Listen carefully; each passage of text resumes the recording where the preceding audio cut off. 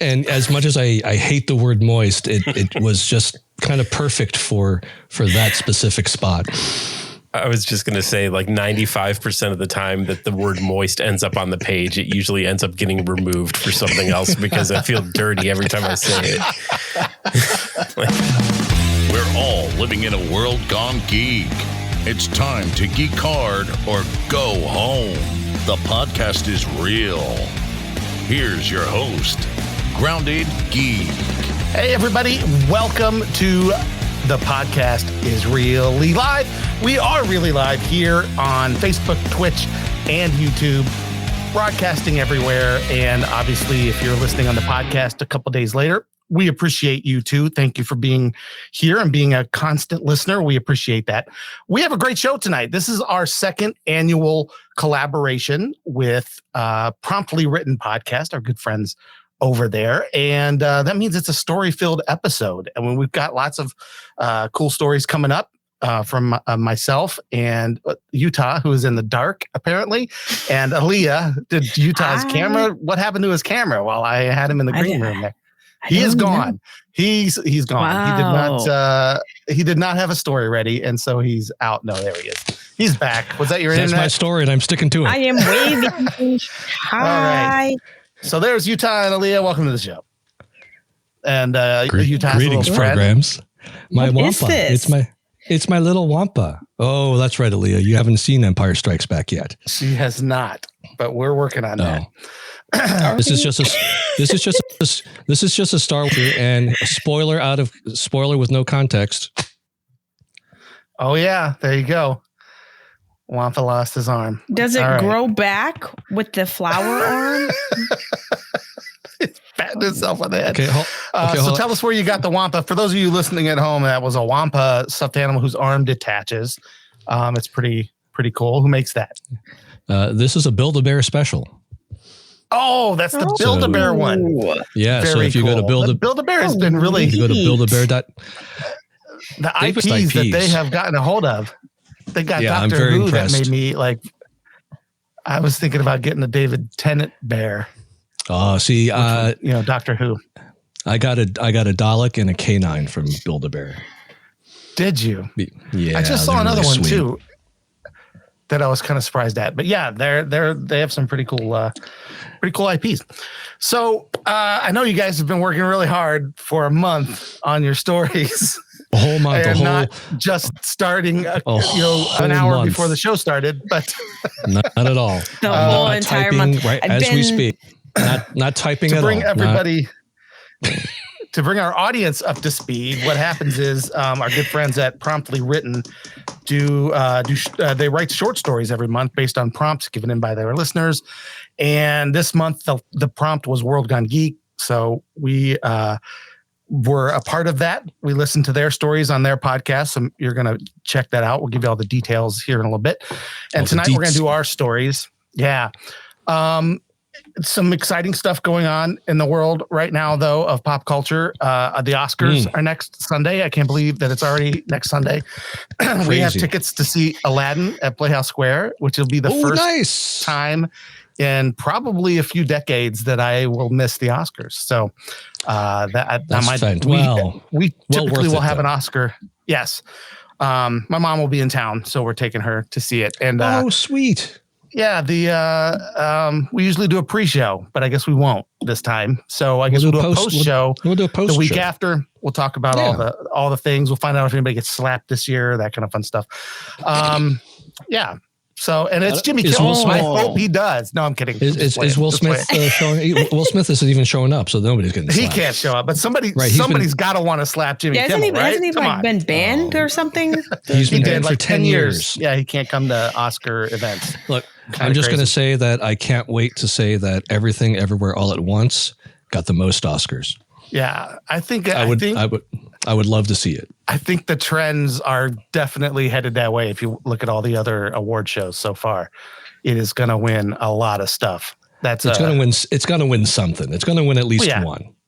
Oh, I think it'll be more than that. But yeah, kind of crazy. And it's the first year that a Marvel film is nominated for something other than effects or sound or whatever. Angela right. Bassett, congratulations, an acting award nomination for a Marvel film. She's not going to win. I'm just going to say it right now, and that's not because she's not amazing. I just don't think they're going to give it to her. And there's some incredible talent in that whole group right now. Yeah. And I don't know which way it's going to go, but I'm betting they're not going to lean towards the Marvel movie. That's just me, but I agree. I think I'm leaning towards somebody from Everything Everywhere All at Once. I know. And I think that I would like to see, I think that she would be my pick as well. So we'll see. All right. I actually didn't watch the movie. Sorry, you guys. need to watch it. Oh my God, Leah, you need to watch it. You need to watch it. I'm going to tell you one more thing before we move on about the Oscars. Is this is the first year since they've started doing eight nominees. Yeah. Or 10. 10. I think it's 10. Multiple, which is more too than much. 5, let's just say. which is too many in my opinion, but go on. That I have actually seen all but 2 Oh yeah, that's of right. them because of streaming services now. It's kind of amazing. So I've seen everything except Triangle of Sadness and Women Talking. And Triangle of Sadness literally dropped on Hulu this week. So I will be watching just that. in time. So I will, and then I just need to find Women Talking, and I could probably find that anywhere. I mean, I live with. We have one here. Oh wow! But you know what's so interesting is we need more than one. Like she needs to talk to another woman. Correct. And then it has to be plural. We need another woman on the show. We're taking auditions. If anybody would, no, I'm just kidding. So Allea has someone to talk to. Besides that, I have women. No, I appreciate being the only woman because if I don't watch something, then it's okay because it's just me. But if the other woman that was here watched it, then I wouldn't have. It wouldn't be justified anymore. No, but then it's still just you. I don't want that. I'm okay with how it is right now. It's okay if it's just you and you're the only woman. But as soon as another woman's here, then it's you, not her. Correct. She doesn't want to be the odd man out, the odd woman. I don't. I'm already the odd man out right now, and it's okay. I don't know why it's okay. In a trio, it doesn't work when there's 4 people, I guess. Yeah. It doesn't. It just 4 is a crowd at that point. I guess so. Okay. Well, I'm just saying, like, if you're interested, if you're one of those people who would like to see some of these movies before, like, then figure out why they're there. We live in an age now where that's perfectly possible. Most of the time in the past, they were still in the theaters right up to the last minute. And some of them came back out for that purpose. But yeah, it's really kind of neat. And Women Talking may be somewhere. And if you know where it is, send me a message on Twitter or Instagram, whatever, so I can go and watch it. I'll find it. I have almost all of the streaming channels. So I'm sure if it's out there, I'll find it somewhere.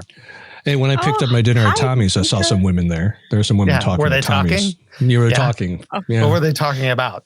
I don't know. I wasn't eavesdropping. I was more focused on picking up. This movie allows us to figure that out, what they're talking about. So oh my gosh, this movie is going to.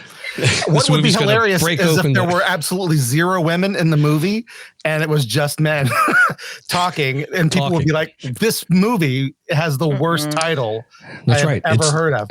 It's a movie about men talking about women talking. They drew you in, and it's not even about men or women. It's literally a talking dog movie. Would that be one of those pet movies where they're it's a meerkat. Meerkat Joe. It's Meerkat Joe. Yeah, that's what it is. Talking. Would that be false advertising? We don't. I mean, unless we're assuming Meerkat Joe's gender, I think we're okay. Okay. I don't know. Anyway, I don't know where that was going. So very excited about the Oscars. Very disappointed not to be able to watch it live. But you're going to see a magic carpet ride. That's cool. Jeff, I'm going to shout out my friend Winter, who is supporting us. Thank you, Winter. Oh, Thank you, Winter. On look Twitch. At there. Hey, Allea. Hey. She's saying, hey, heart. Yeah, a purple heart, a black heart, a purple heart, a black heart. Very cool. We're thanks for watching. That's awesome. We appreciate it. And there's another hey. We got more hey from Winter. We appreciate that. We're going to get to our stories and our guests here in just a moment, but I do want to take a second to talk about St. Baldrick's. I got a little QR code. Oh my gosh. On my screen, the live is covering it. I don't know. The live. Oh, come on. I don't know if it is out there in the real world. I doubt it would be because they designed it to be there. Yeah. Right. But anyway, St. Baldrick's, I got a QR code up there if you would like to scan that and donate. It is pediatric cancer research, for which I will be shaving my head on Friday, which will be very exciting. And Friday. It will be my 11th time braving the shave, if you will. And yeah. Braving the shave. Is that why you've been growing your hair out? That's what they call it. I love it. So yeah, that's why I am like, I don't know if you've noticed, but I decided to go crazy and not wear my hat tonight so people could see how long it's getting. And the beard, of course, is out of control, as you can see. Grizzly Adams things going on here. But yeah, this is all this is going to go away. So I letting it grow out around November or December. I don't know why it doesn't grow in the back. It's all up here on the top of my head. It's just there's no party. Like, fluff up here. There's no party in the back, which is crazy. And we even talked about, I think on Promptly Written that I sported a mullet back in the high school days, so I don't know why I can't grow it now. It was a pretty thin. It was a pretty thin mullet. It wasn't a mullet to be proud of. I will say that. Like it was. It was pretty weak for mullets at the time. So maybe it's just not my thing to have hair back there. But anyway, maybe. It is what it is. It's very interesting because I had another dream about a guy with a mullet. Oh. Do we want to go there, or is that the end of the story? Oh no! Hey. I don't know. I did. I had another dream about this guy with the mullet, and then there was this guy with the mullet that I had to fight. It was like a video game, though. It was like a video game. Wait, it was very interesting. Okay. Like you were in the video game with mullet guy? Yeah, I was in. Or you were playing? Yeah, well, the video. Okay, so the mullet guy, I was supposed to be preparing. Wait, is this your story? Is this the story you wrote? No. Are we going to type? I need to type this. I need to type this because this sounds like a better story than what I have. No, mullet guy I was supposed to be preparing all of his sandwiches for his wedding or baby shower, and the lady that was supposed to be helping me didn't know that. Yeah, what kind of video game is this? I need to hold on. We're getting to the video game part. Yeah. So I didn't know that I was supposed to be preparing his sandwiches, and neither did the lady that was in the kitchen. And then, he was like, "Oh yeah, we are doing the wedding or event or whatever." And it was outdoors. I walk into this tent, and there's this like demon man guy with the purple sword. It's really long, and I'm trying to I have to get him off of this platform, and before he stabs me. And then I did. I got him, but I jumped on this 20 plus point things, and that's how I killed him. That's how I killed him. Right. I got him. That's an interesting. Ubisoft here is working on that video game right now. It's 20 plus point. This sounds like Diablo 4. It's really maybe that could be you might have, if this is the plot of Diablo 4, which has been secret for all. Oh my gosh! I think you just killed a Skeleton King way quicker than Matt ever did. Oh, that's bringing up some fighting word. That's a deep cut. Oh no! Yeah, that's a deep cut. Make and sure people he who've knows. known us for a long time know what that means, but everyone else is not in on that joke, Utah. So that was not nice. That's all right. Hey, she's talking about a 20-point plus thing. We got the reaction from Matt that we wanted in the green room over there, so that was all good. Anyway, so St. Baldrick's, donate above any amount would be great. Again, it's all for pediatric cancer research. My daughter will once again be shaving my head Friday morning at 6 a.m. on Channel 5, apparently. I'm going to be on the news again. They like to come very early. They do. And I'm always there super early. And so they're like, we need somebody to shave early. And I'm like, well, I guess I'm going now.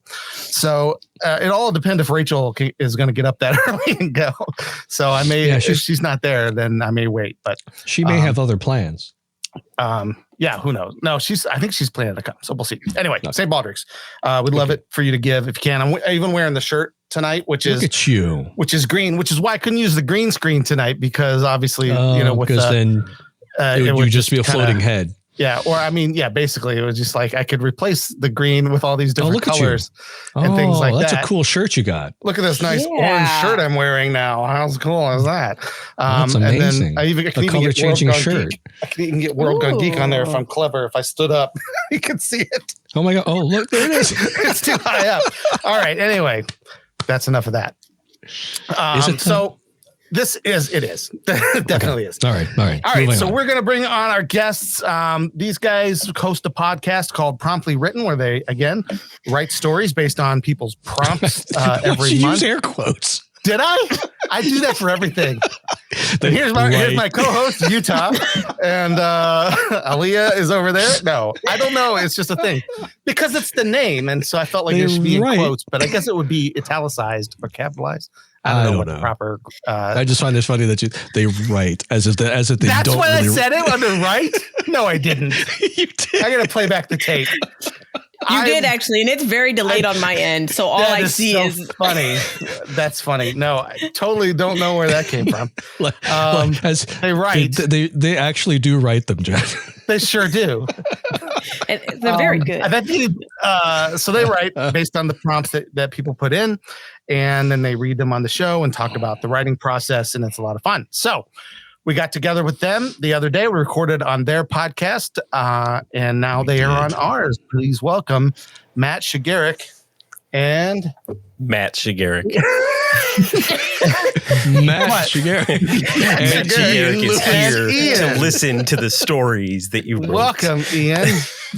Thank you. We're really glad to have you. hello, guys. Man, there was a whole lot packed into that first 16 minutes, man. No idea what was going on, to be honest with you. But apparently there was an inside joke that I know nothing about. Oh, yeah, you had to bring up the Skeleton King. The long story short, Matt's terrible at video games. There we go. So okay. But that's great because now I have something to use as ammunition a little bit. I thought we were going to have fun today, not just attack Matt. But no, for stuff that happened like a decade ago. I feel like that's only fair because last time. I think you're right. I think it has been about 10 years. This is only fair because last time it was attack Allea. You came straight for the throat. That's true. That's true. I'll give you that. Hey, before we go on, can I use the demon man guy with a purple sword in a story? Right? Yes, I give you all autonomy. And don't forget the 20. Don't forget the 20-point plus thing, whatever that was. It was like 20 plus experience or something. But all I know is that I was able to use it. Or something you have to grab. Okay. No, I had to jump on it. It was like this white circle platform that I had to jump on. Wow, it's like and it said 20 Pilgrim. plus. I don't know, but I just know I had to jump on it to get the extra 20 points. To okay, all right.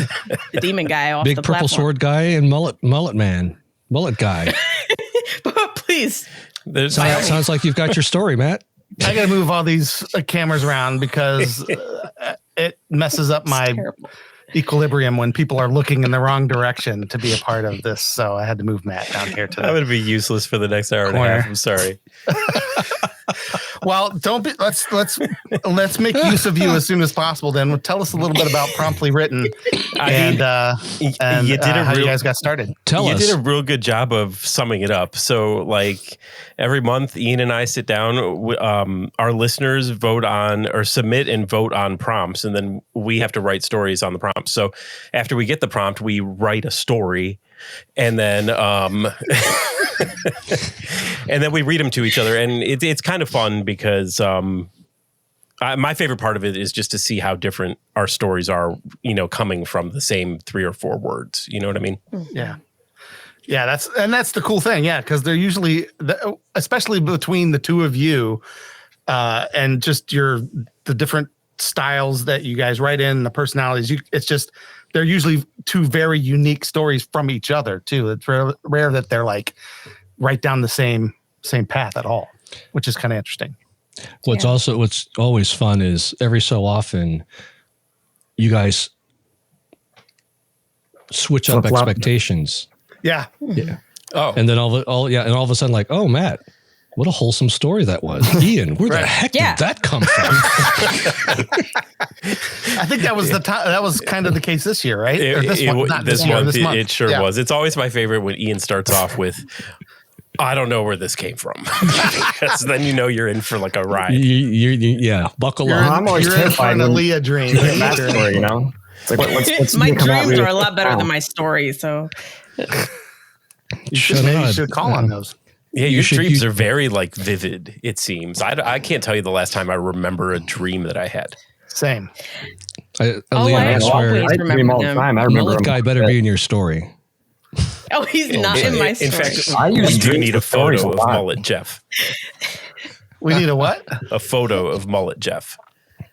Oh, that's probably You mean- one of my high school You photos. mean mullet, Jeff?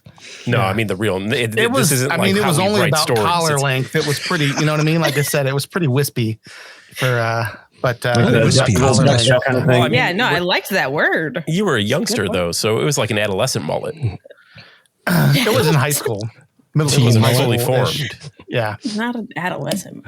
A teen mullet. A teen mullet. That's That's going a to be your story prompt title. next. Yep. Right? Writing that down right now. Yeah. All Teen right. mullet. So one of the things that we have also done in the last time we collaborated was we read a book together. The book we read was The Pale Blue Eye by Louis Bayard or Louis Bayard. I don't know how to pronounce his name. Louis Biardi. Yeah. I thought it was a really fascinating book. Takes place kind of like back in the 1800s. Edgar Allan Poe is a cadet at West Point, and this dude is Gus Landor is called in to investigate not just the hanging death of a cadet, because they assume at first that's suicide, but his heart has been carved out of his body, and thus a mystery unfolds as they try to uncover what's going on. And we all, I think, kind of enjoyed it. If you are out there and you're listening or watching and you want to read that book or see the movie, spoilers possible ahead. I mean, I think we can try to be I mean, if we spoil something, no big deal. I just want people to know that we might, but we can try not to, I guess. But on your show, we talked about the actual book. And now, has everybody had a chance to see the movie now? Yeah. Yep. Yeah, I did. I definitely fast forwarded through a lot of it. Yikes. So, Did you watched it at 1.5 times speed? Is that what you did? yeah, which you can do on Netflix. I still did not know you can do this. Do you have to be on a computer to do it, or can you do it with like on the TV app? Well, That's a good question. I don't know. That's a good I know you question. can do I it know on the browser. on the computer, on the computer for sure. And I did try watching a little bit at 1.5 times speed. And I'll tell you what, I don't know why it made me laugh, but watching Christian Bale act at 1.5 times speed made me laugh. That's great. That's good stuff. Yeah.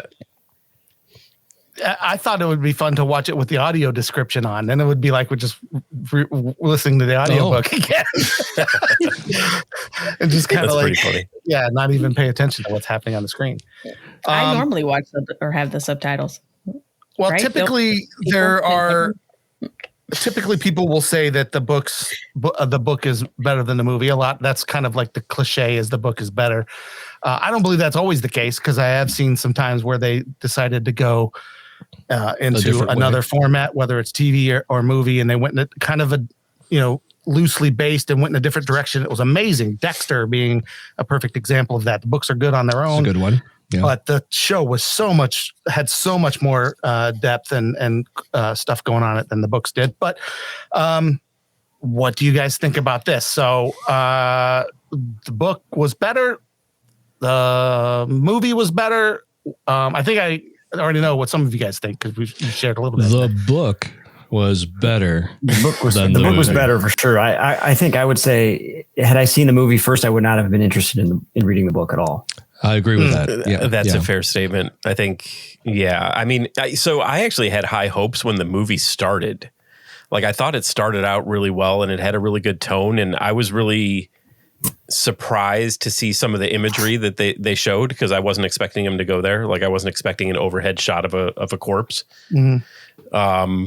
But it just kind of lost me. It just kind of, I don't know.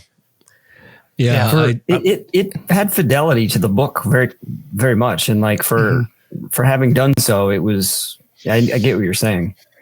Yeah.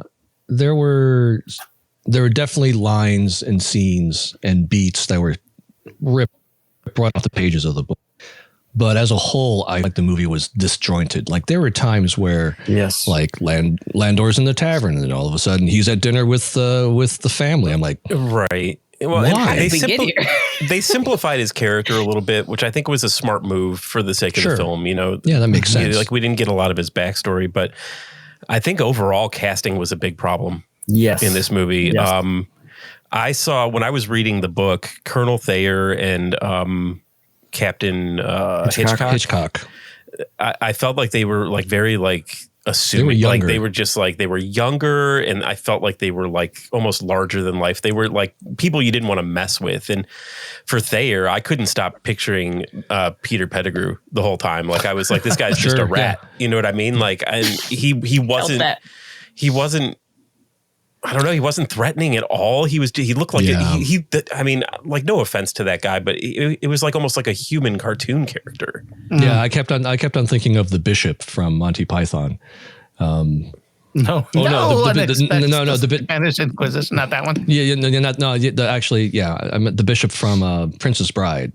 Malwich. Kept on imagining him, right? I kept on just because just the way he was hunched over, and like you said, he was just not a very intimidating character, which is what I pictured both Thayer and Hitchcock to be. Were kind of like very much strong military men, very much, Right. And the military thing, they didn't feel military to me at all. Yeah.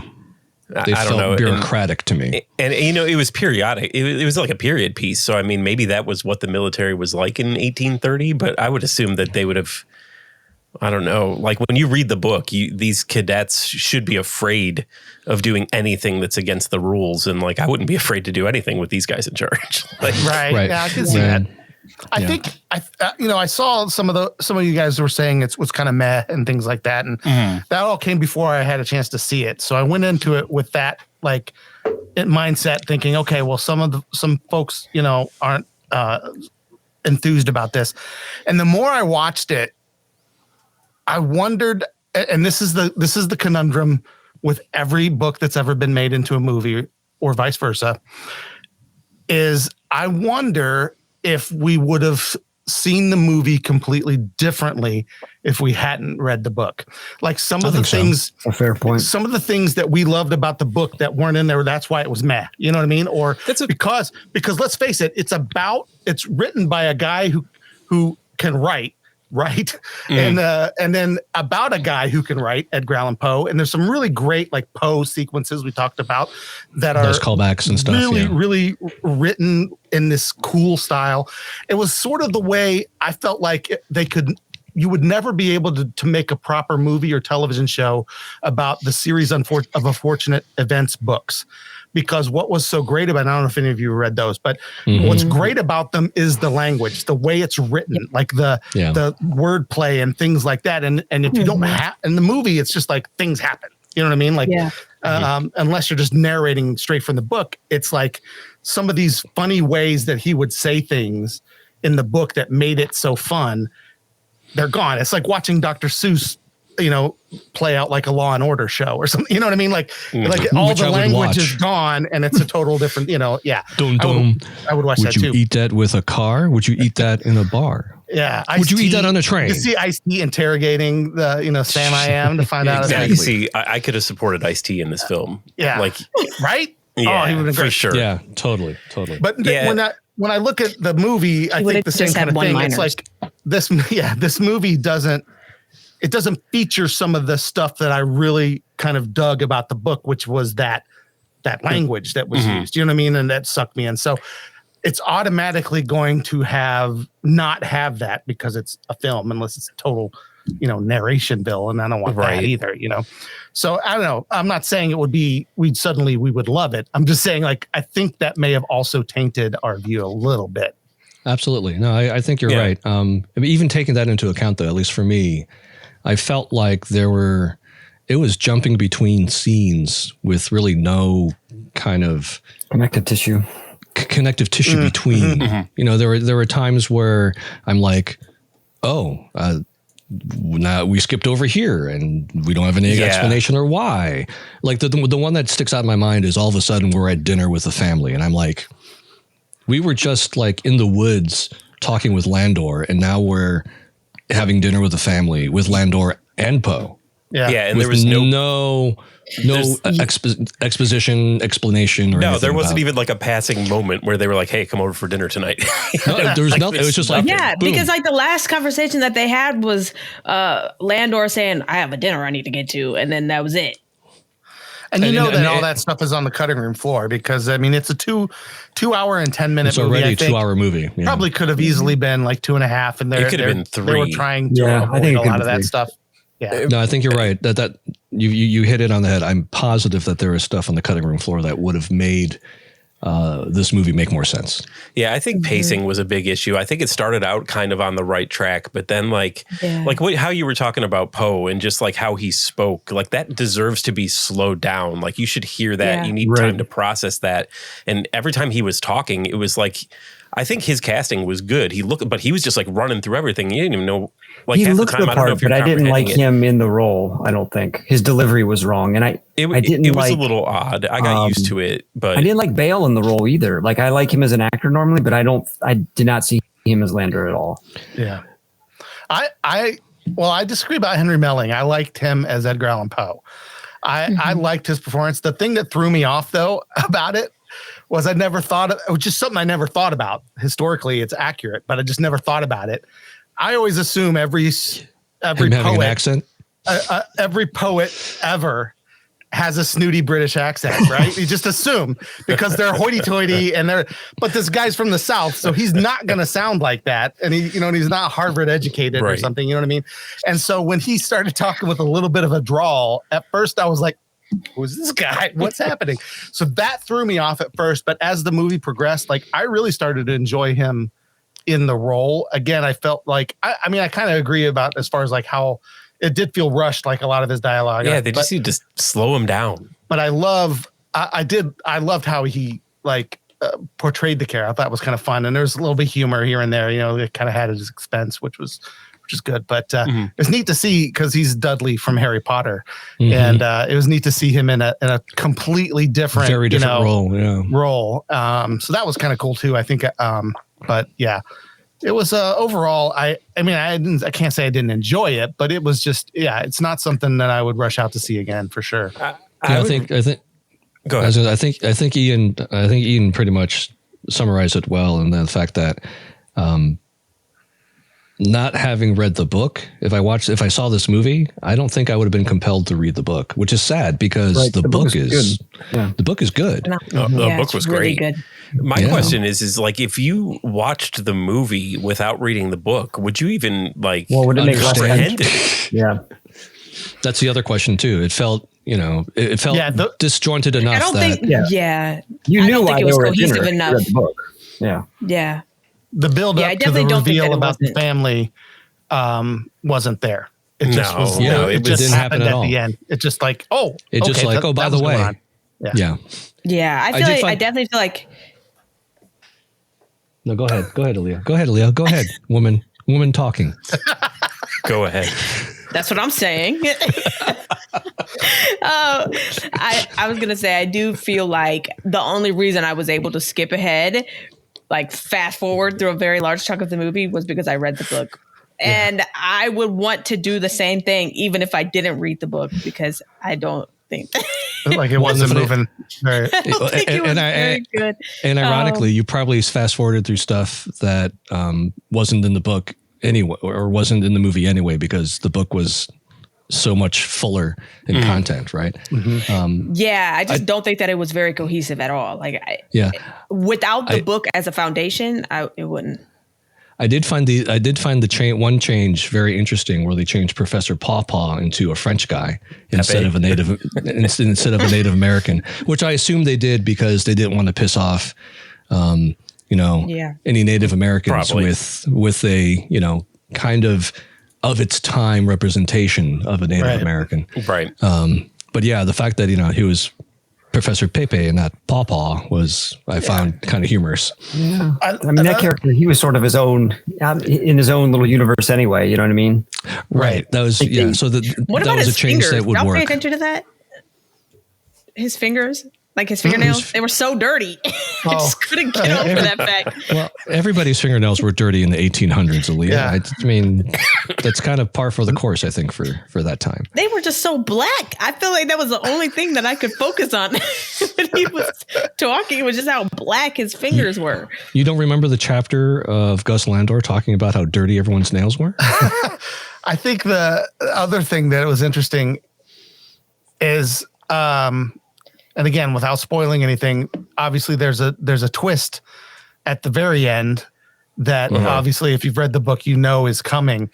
So I did kind of enjoy watching it from that perspective, trying to spot the things that might point to that, you know, that I missed obviously when I was reading the book, but now I have a chance to see it. Maybe I can pick those things out. And there were a few things that were really, I was like, because I was watching it with my wife and daughter, and I would see something and I'd be like, that's, yeah, you don't know what that means, but I do. And I was like, that's kind of cool. You know, like there was, you know what I mean? So there's a couple little things. There's other movies that are like that where you know the twist at the end, you know, like Sixth Sense. Like if you watch that again, it's a whole different experience to be able to see how often he gave the whole story away and you just didn't even notice because he was so well paced. But so that was kind of fun, I guess. So your wife and daughter watched it with you? Yeah. And I'm assuming they hadn't read the book. So what did they think? Were they like overall unimpressed? No, that was okay. Yeah, they weren't like gushing over it, but they enjoyed it. It was like, okay, that was a neat mystery, you know. Okay. I'm disappointed that the movie didn't have the scene that I was kind of looking forward to see how they did, which was the whole fighting with the saber in the closet. In the closet. I was waiting for that too. Like I was kind of looking forward to see how they did that, and they just totally skipped it. That was a bit of a disappointing change because they just found him rummaging around, right? I mean, he literally just was they like, didn't even explain why he was doing it either, if I recall. Except that once we know the twist, we can kind of guess why he was trying to. So speaking of the coat, like stuff to pin, you know, were military uniforms really that color in 1830? It seems ridiculous. They were like bright blue and yellow. Like, why would you wear something like that? That's not like. Well, you have to remember. I mean, you know, it goes along. It goes along with the combat tactics of the time, right? I mean, who in the right mind now would line up in a straight line and then line up in a straight line and then shoot at each other and keep on doing that until there's nobody left. So I feel like not with the accuracy of weapons today. You know? Right, exactly. But I feel like, you know, it'd be over in 4 seconds. It could be just a cadet thing to maybe like, you know, hey, here's your uniform, you keep it clean and like, you know, presentation and all that. Yeah, but even the captain. Well, if you think about it, my dad was in the Marines and he had a very sharp blue. They didn't wear that for dress uniforms, right? Yeah. Like he didn't wear it like when he was over in Vietnam. You know what I mean? It was a totally different. Gosh, I hope that. You know what he wore over cleaning there. bills would be outrageous. So I imagine that was the dress uniform of the officer or whatever he was. You know what I'm saying? Yeah. That would be my guess. Can't even imagine trying to keep patent leather shoes clean in the jungle. Yeah. Right.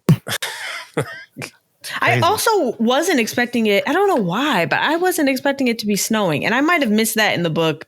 I probably it was October, November, December. Yeah, I think the dates were in the book. Yeah. Oh, you're right. The dates. The opening shot did surprise me though, because I distinctly remember in the beginning of the book, I think Landor mentioned that they were having an Indian summer. And when the movie started with him, you know, in the snow, in the river, and all that kind of surprised me. But I mean, the dates are, you know, October, November, December. I think it ended in December, right?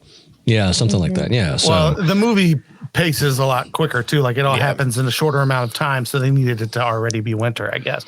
Especially since they're using that ice house and stuff. You know what I mean? Like it would typically be used, you know, to keep stuff cold. The ice house was a lot bigger than I envisioned. Brutal scees there with getting whacked in the head with the was crazy. Collapsing. It was a little more graphic than I expected. Yeah, it kind of came out of nowhere. Yeah. I appreciated it though. Did you find some of the dialogue I felt was a little out of place? It sounded too modern with how I would imagine them speaking. Just a couple lines here and there. Yeah, you could definitely tell what was like added or written by the screenwriter or adapted versus what they took right out of the book. I felt like there was a definite difference in vocabulary and cadence But yeah, I don't know. I felt like Christian Bale was just playing Christian Bale. Yeah. I don't know what he was playing. I thought he was his delivery was really inconsistent. Sometimes it felt like he was kind of getting into a character, and then other times I was like, maybe more Christian Bale. It kind of makes me wonder about just like the Netflix production kind of thing. Like, because this was like almost like a straight to DVD movie, from back in the day, kind of, right? Like, really, I guess for all intents and wasn't this released in theaters for like a week or two? Yeah, was it? Was it? That's the way the productions are done now. Like we think about Netflix production. Several of them nominated for Oscars. You know what I mean? Right. The Scorsese one with the really bad deep fakes. Oh, the de-aging.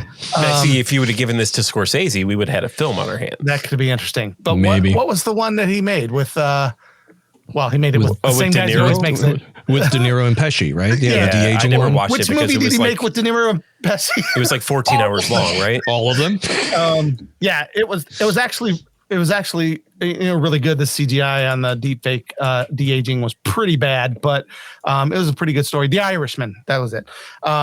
So that was nominated for Oscars. It was pretty excellent. But yeah, way too long. Netflix. Scorsese film. I mean, they're making good quality movies. I don't know if you've had a chance to see Glass Onion yet. I have that is great. It's phenomenal. It's so good. That's great. And that's the same thing. Netflix that was out in theaters for a little while, and then it's on Netflix right away. So that's kind of their formula, and it's working, I guess. I am on the Benoit LeBlanc bandwagon. Same. Was it better than Knives Out?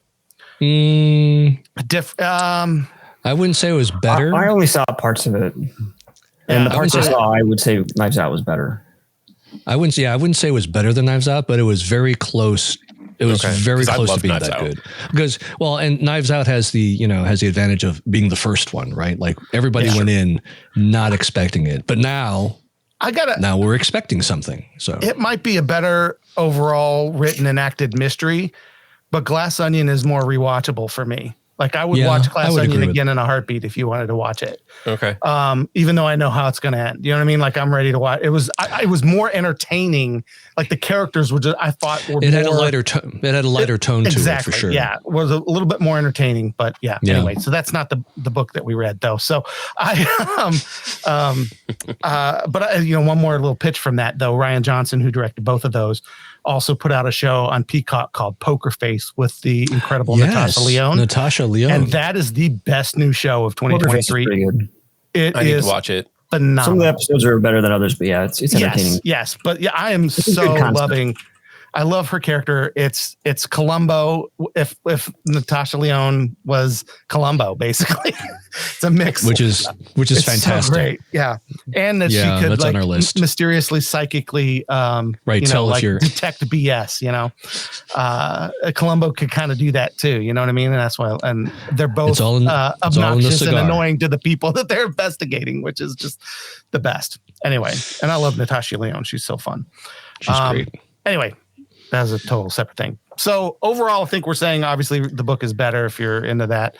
If you're not into either, the movie is just average enough that if you're want a mystery, it's all right. It's okay. Yeah, I don't think it's a waste of time. Nothing to write home about. But I enjoyed it enough that I. It's on Netflix. If you've got nothing else that you feel like watching, then go ahead and it's a decent mystery. I do like the twist. I mean, it has a nice twist. Yeah, it does have a nice twist. I will say, as an aside, just yesterday I was looking at Netflix, and why is R.I.P.D. one of the number one movie on Netflix? the original or the new one they just made? They just made a new one that doesn't have Ryan Reynolds and Jeff Bridges. No, then it's that's like probably a why. kind of thing. Then that's probably why it's number one. Okay, that makes sense now. Because I'm like, we were flipping through and Karen's like, R.I.P.D. I'm like, why is that number one this week? I think it's a prequel, if I remember correctly. I like I don't remember who's in it besides Ryan Reynolds. Who's the cowboy? Jeff Bridges or somebody Jeff like Bridges. that? Yeah. Was it Jeff Bridges? It was Jeff Bridges. I've never seen him when he was a younger cowboy or something like that or something. Interesting. Okay. So it's not. Right. So that makes sense then. That would be why it was the number one. because I'm like, it's from like 20, it's like from a decade ago, literally. The original, It was okay. Well, a lot of stuff does trend on Netflix that way, though, right? It comes out, they finally get it on the streaming network, and all of a sudden it's like poof, has renewed life. Mm-hmm. I've seen that happen to a couple different movies. It's kind of interesting, but not that one. but not R.I.P.D. I mean, it No, really. I mean, it was an average. Shrek had a big comeback for a while. I think like it was one of the top movies. It was when rightfully so. Yeah, when it popped into streaming, like people just like binged the crap out of it and watched it a bunch. Sure. Yeah. Makes sense. All right. Well, so that concludes our little movie review. Unless you guys have any last thing that you want to throw out about it. Like concludes. All right. Yeah, that concludes the movie review part. So I think we got to do these stories, right? Again, the prompt was just Matt. You just decided it was going to be. Or tell us about that. Yeah, I mean, normally we put the prompt out, but I just like sometimes like I just like brain fart kind of thing, and we'll be like getting ready to record and be like, oh my god, I didn't put a poll out, and it was so late. I was like, you know what? These guys try to throw us with a loop on the prompts all the time with your awfully suggestive themes that come through. What? But so I was like, you know what? We're just gonna make it a tribute to these guys, and we're just gonna call it World Gone Geek and see what they can do. Definitely feel like I got the bad end of that stick. That's funny because wasn't last year kind of a mistake on the poll too for the prompt? Yeah, we tend to make mistakes. I mean, that was the one where you. It was option one, and you messed up. Because you left the default option in there, and there was that was my bad. Option one. That was kind of funny though. I think that needs to be a trend. I think we need to have some sort of. It needs to be a mishap every year now, or it's not. I think so because it wouldn't be World Gone Geek if there weren't technical difficulties. Yeah. Right. So anyway, but I don't know who wants to go first. I mean, if you know, who wants I to can go first because mine's probably the shortest one.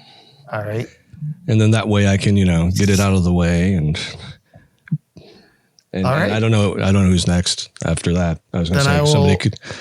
I will go next. I feel like we should end with Jeff because I went last time. Yours is so probably very good, and I feel like I should. I don't know about. Well, I have a lot of like preface that I need to talk about before I read mine. So wait, what? Yeah, mine does not. All I need to say is we need to. I just want to explain kind of where it came from. Is that? Yeah. Oh yeah. Is that like part of your word count or no? No, it does not count. All right. Well, then I guess you'll go first. I will make you set up my reading. I will reading centralize you. Here. I will. I think I'll actually just take everybody offline, so we're just listening, and we don't get any background noise by accident. So, oops! Now it's on me. I turned you off instead of me. Thank you. I appreciate that. No, all right. Okay. This is a short story. It's about 1,450 words. As I mentioned before, probably before we went live, I found that if I kept on going, then I would just keep on going, and it wouldn't be ready for presentation. So I decided to err on the side of conciseness. And so here we go. The title of my story is Kick Davitt. I am a huge fan of Kick Davitt, the most prolific interviewer of a generation. He ended up interviewing over 5,000 guests in the 20-year run of his original show. He had a knack for getting guests that didn't normally do in-depth interviews. There's a certain trust that he instilled in his guests, which usually resulted in some incredible interviews. From heads of state, introverted celebrities, to pioneers in their fields, Kick Davitt has talked to them. His last interview was 30 years ago with a man named Timmy Jingle, who's probably long dead by now. Was he a comedian? Maybe a reporter. I honestly don't remember. What I do remember is wondering why he was the final guest of the critically acclaimed Kick Davitt show. Maybe Mr. Davitt didn't know it would be the last show, so he didn't think about booking a really memorable guest. Now, please don't get me wrong. I'm not saying that Timmy Jingle wasn't a worthy guest. I mean, he was deemed worthy of an interview by the great Kik Davitt. In any case, I don't know why Mr. Davitt decided to come out of retirement, but I couldn't pass up seeing his interview show in person. I don't even care who the guests are. I just want to experience the master interviewer in action. The venue was an old-fashioned small theater. I say old-fashioned because it wasn't like your typical contemporary theater where you're scanned as you walk through the door and you find yourself already in the theater and you just go directly to your seat. This theater had an actual lobby and ticket takers, even if they were synthetics. Their rubbery skin revealed their vintage as older models a generation or two back. Back then, they were allegedly designed to purposely not look human to ease the fears of those who didn't trust synths. That's what we called them back then. There was a large contingent of society that just couldn't bring itself to trust these new contraptions. Even though synths could do all the jobs that humans didn't want to do and without complaining, it took a lot of convincing. So many tests, so many studies, so many ads, all trying to sell the same thing ad infinitum. Synths are safe. You'd think that a generation brought up on Disney's audio animatronic figures would be more accepting, but I guess the difference was that unlike those Disney figures, synths could roam freely and interact unscripted among us. Ultimately, it didn't take long for a generation of kids who grew up in a world with synths to take their existence for granted. And many of those kids became the very people that would advance synth tech into what it is today. Other than their eyes, synths now look and act quite human. The eyes were the only concession to ease any fears that synths could blend in with the rest of us. The eyes were required to not look human. The method was left up to the manufacturer, of which there were really only the big three: Tsuyu Corp, Honda, and Kinseo Tech. They're all basically the same, but Kinseo Tech has a certain cachet. An American company, a diverse leadership team, and somehow their synths were considered the closest to being almost human. I found my seat and sat down, ready for an insightful and enlightening interview. None of us knew what to expect since the topic and guests weren't revealed yet, but the house lights went out, so we were about to find out. Good evening, everyone. In case you've forgotten, I'm Kik Davitt, and welcome to my show. Uproarious applause lasted for a few minutes. It seems I wasn't the only one excited to see Mr. Davitt come out of retirement. Thank you. Tonight is hopefully the first of many to come, as I found myself bored with retirement, and I became aware of some interesting developments that I wanted to explore. So why not bring all of you along with me? Are you ready? More uproarious applause. This felt more like a concert. Tonight, I have two people at the top of their respective games, and we're going to delve into an age-old topic. What is sentience? Let's meet our guests. A preeminent expert in philosophy and the relationship of thoughts, ideas, and the real world, he studied not only the human condition, but the human psyche as well. Please welcome Professor of Philosophy and Thought at Cambridge University, Dr. Fef Jord. And the woman who not only invented tech to improve synths by leaps and bounds, but is also one of the loudest advocates for synth acceptance in society. Chief Engineering Officer of Kinseo Tech, Dr. Allea and. Thank you both for being here, and welcome. A pleasure to be here. Or is it? Dr. Jord joked. Thank you for the invite, said a much more serious Dr. Atafan. So, let's get right to it.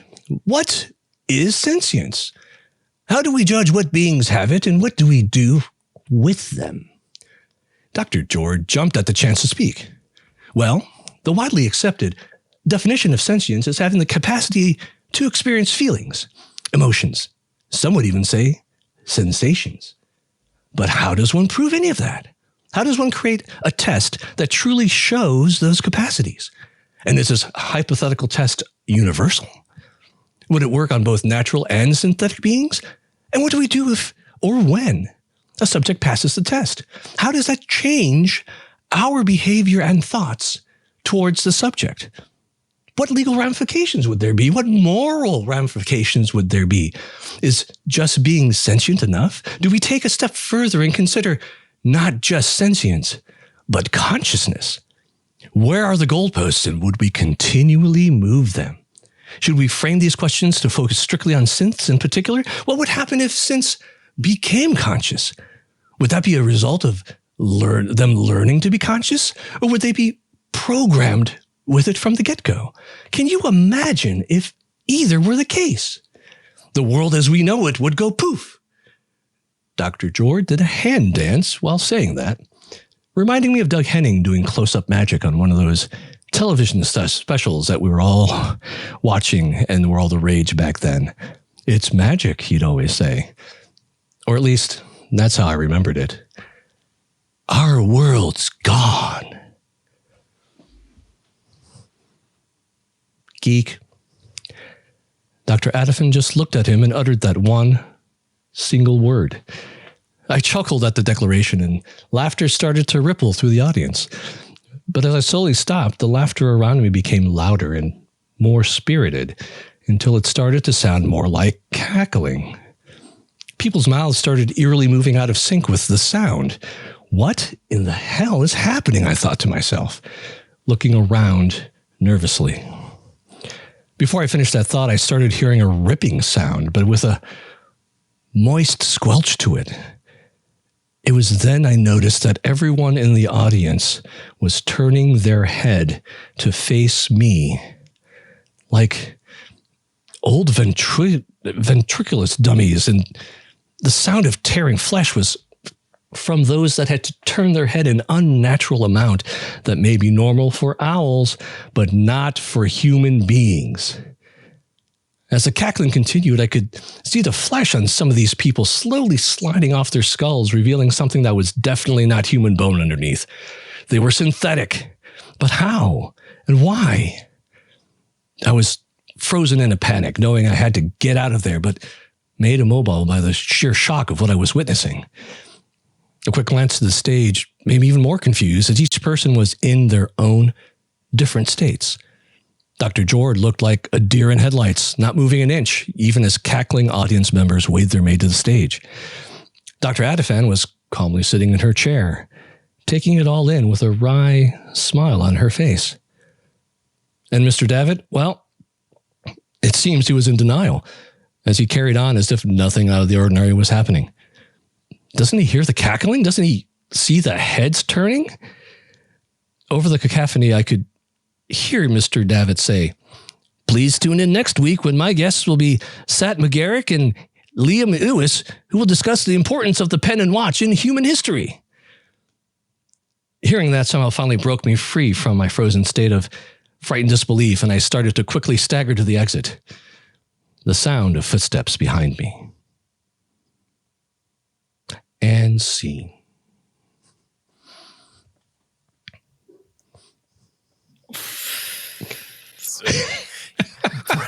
Bravo, Sat McGarrick, and what did you say, Liam Ewis? Liam Ewis. The only thing that I will say is that I loved all those reverse names, but it was a missed opportunity for Hug Denning. That's true. This is very true. Yeah. Yes. But, I will revive. That's Davitt got me at the beginning. It took me. It's funny because you said it several times at the beginning, which in like good ways. Like it was like I liked the repeating of the name, the way you like kind of laid that out. But it took several of those for me to finally get, what is he saying? Kick Davitt. I don't know that name. And then it finally hit me. Dick Cavett is one of the premier interviewers of our time. So indeed. Yeah, but it took me, I'm like, that's an interesting choice for a name. Like, why did he do that? And then it finally hit me. And then when you got to Fef Jord, I was a little bit. It took me until you said it. So yeah. There you go. But I will say this, so I wrote this down when you were, that when he asks the question that Dr. Jord jumped at the chance to talk. And I'm wondering if is that art imitating life? Was that a comment on how I'm always like one of the first ones to try to I'm not saying conversation, that. I'm not saying that it's art. That's I'm not saying funny. that it's art imitating life, but perhaps I was inspired by. What was mine? Because I was like, wow, that sounds like. Yeah, I was like, wow, that sounds really very similar to my name. It's too funny. That's great.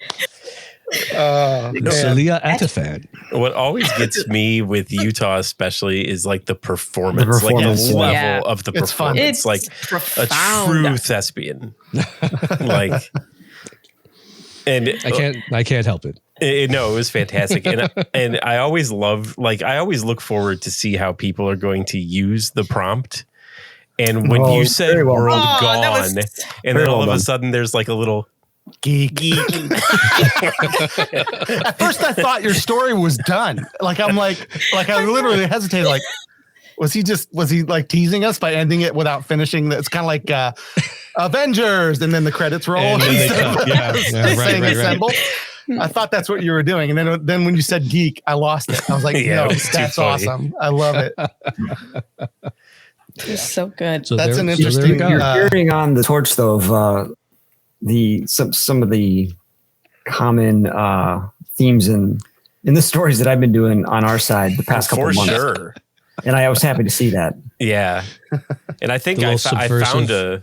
another prompt hidden away in your narrative there. I think I expect nice. to see moist squelch as showing up that's a in a good poll visual. one of these days. Yeah, Yeah. it was funny too because I'm just this is just flowing out, and I'm like, okay, there's a ripping, there's a tearing.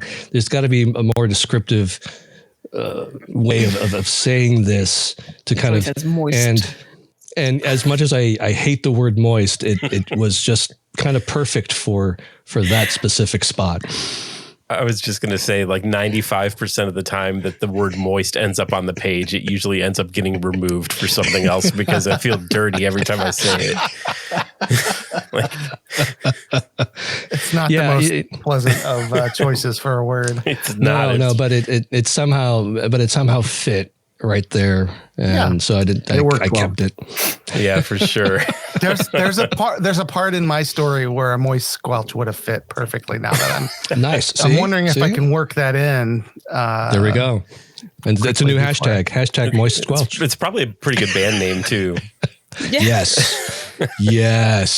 It's a very good band name. Can you imagine? Dibs. Just like, Dibs. ladies and gentlemen, moist squelch. Put your hands together My for question is, what genre of music does this band play? Yeah. right. It's I don't know. I've never described Classical. music as moist before, so I guess it's like some sort of new interpretation. Like, They probably play something like damp maybe it's rock. like ska. I'm thinking they like open for ska Guar rock or like that. something. Swamp rock. Like- Isn't swamp rock a thing? It might be. Probably. If not, it could be. Well, moist squelch and swamp rock. Yeah, no, I like it.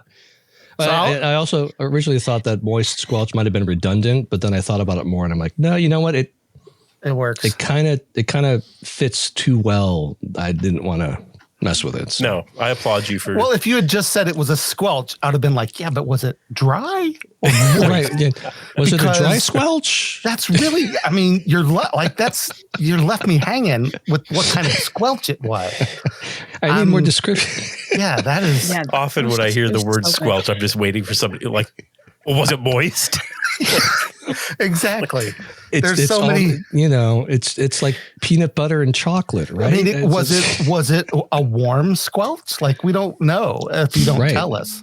a warm, moist squelch? Yeah. All right. We're off the rails, man. No, I thought that was really cool. No, I thought liked, where'd it come from? Like, yeah. what, Tell us about your inspiration. So it's funny, and I don't know how you guys do it usually with prompts, but this time around I found myself thinking, all right, here's the prompt, World Gone Geek, World Gone Geek. how do I end up at World Gone Geek? And, the obvious one, which is something that I was going to start with was, well, I mean, the definition, the whole point of our name, World Gone Geek, is the world has gone geek, right? All of a sudden, geek, nerd, all those interests have become more acceptable. And so the world has kind of gone that way. Mm-hmm. And then I thought, well, there's got to be another way to get to that and somehow use it. And so I started messing around with, well, what if we can I split it up somehow? And then I got to World Gone and then Geek. And so I'm like, okay, so then somebody has to make a statement that ends with some form of World Gone, and then somebody has to call them out as a geek. So then I built from there. So I kind of built it from the end forward.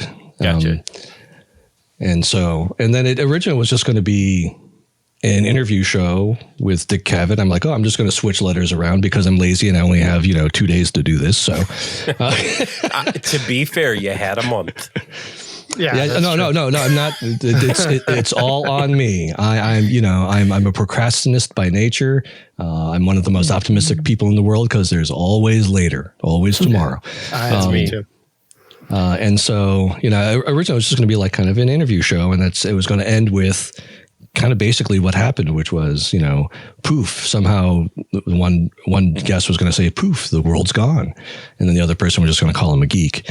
And then I don't know where this whole sci-fi horror robots turning their heads around to face you came from, but after I did that last line of world's gone and geek, it just kind of started coming out of my fingers, and I'm like, I really started digging it too. I'm like, that's kind of a really cool visual. I kind of like want to use it somehow. And so that's great.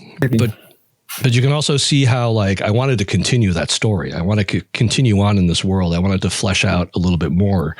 But then I would still be typing. So, well, I mean, you just keep going now.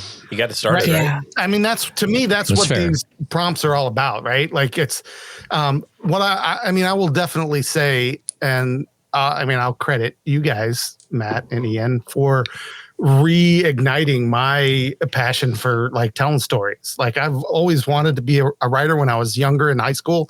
You couldn't stop me. I wrote so much crap, man. And then I wrote stories for English in college that I just, still remember and couldn't find if I wanted to now. But I just absolutely loved it. And then there was just a point where I stopped, and I just, you know what I mean? I still had stories popping into my head, but at that point I'm thinking, well, I'm going to make a movie about that someday, because I'm doing video and that's my focus now. But when we did the story last year, I was like, this was a great experience to write this. And so I literally started taking inspiration from all kinds of different places and just writing down ideas now. And my hope is to put together a short story compilation of my own at some point. That's awesome. Nice. Yeah. And it's funny how a prompt can do that. You know what I mean? It was just a goofy prompt, but it, especially that one. But for me, that story last year was it was kind of personal even, you know what I mean? From such a silly idea became something, super personal cathartic to me. Yeah. And I was like, this is great. It's so I was trying, I'm constantly inspired by songs and song titles and things like that. So I've got several playlists that will lead to short story compilations. I've decided this playlist is this book and this playlist. So I've got books planned out for the next 8 years, but we'll see if I ever get around to write. But no, it's a great to have that process. And that's why, I'm with what you said, Matt. I hope that Yuta, that you'll continue that as well. I hope that I mean, if that's what you want to do, maybe you don't want to do that. You're like, that was enough for me. I don't know. I might just end it at moist squelch. I'm not sure I can go any further than that. Nice. You have to expound upon moist squelch now. In fact, that should be the name of the book. Yeah, that's going to be the title of my collection. Moist squelch. I don't know, man. If I saw a book on a shelf called Moist Squelch, I would approach with caution. You would buy it. You know you would. You would buy it sight unseen. Matt would have it pre-ordered. He'd want a signed copy. I'd have to pull it out like a little bit just to kind of see what was on the cover, and if there was a Fabio type, I'd just kind of push it back in. I would totally work. I would totally work with a publisher to have some sort of coating on the book cover so that it wasn't dry. It felt a little. Oh, dude! That just creeped me out. No, my hands immediately got clammy just thinking about that. All right. Well, in the interest of time, I love it, but that's yeah. Let's move on. Is this so? Do you want to go next, Yuta, or Allea? Is that what? Yeah, sure. I'll go next. Yeah. Can you read that again, Yuta? Alea's read it again and just say it's me now. Yeah. So I do not have to read my story. I feel like I should definitely preface by saying I haven't. Obviously last year. This just needs to be a preface about this story because, last year, obviously, I wrote a very short poem. It was a lovely poem. It was awesome, though. I remember being quite moved with that poem. It was good. I think the poem was really good. And Matt in poems, I mean. Yeah, that's takes true. A lot. If I can get Matt in a poem, then I feel like it was a job well done for sure. 100% of the time, though. 100% of the time, though, a poem being read by the poet is way better than me reading a poem by the poet, like in a book. It's just not the same. When someone is saying it, it's like, that's cool because you're giving it the meter and the cadence it's supposed to have. And I don't always know what to do with the words on the paper. That's my problem with poetry, And so, Especially so when you read that, I thought it was amazing.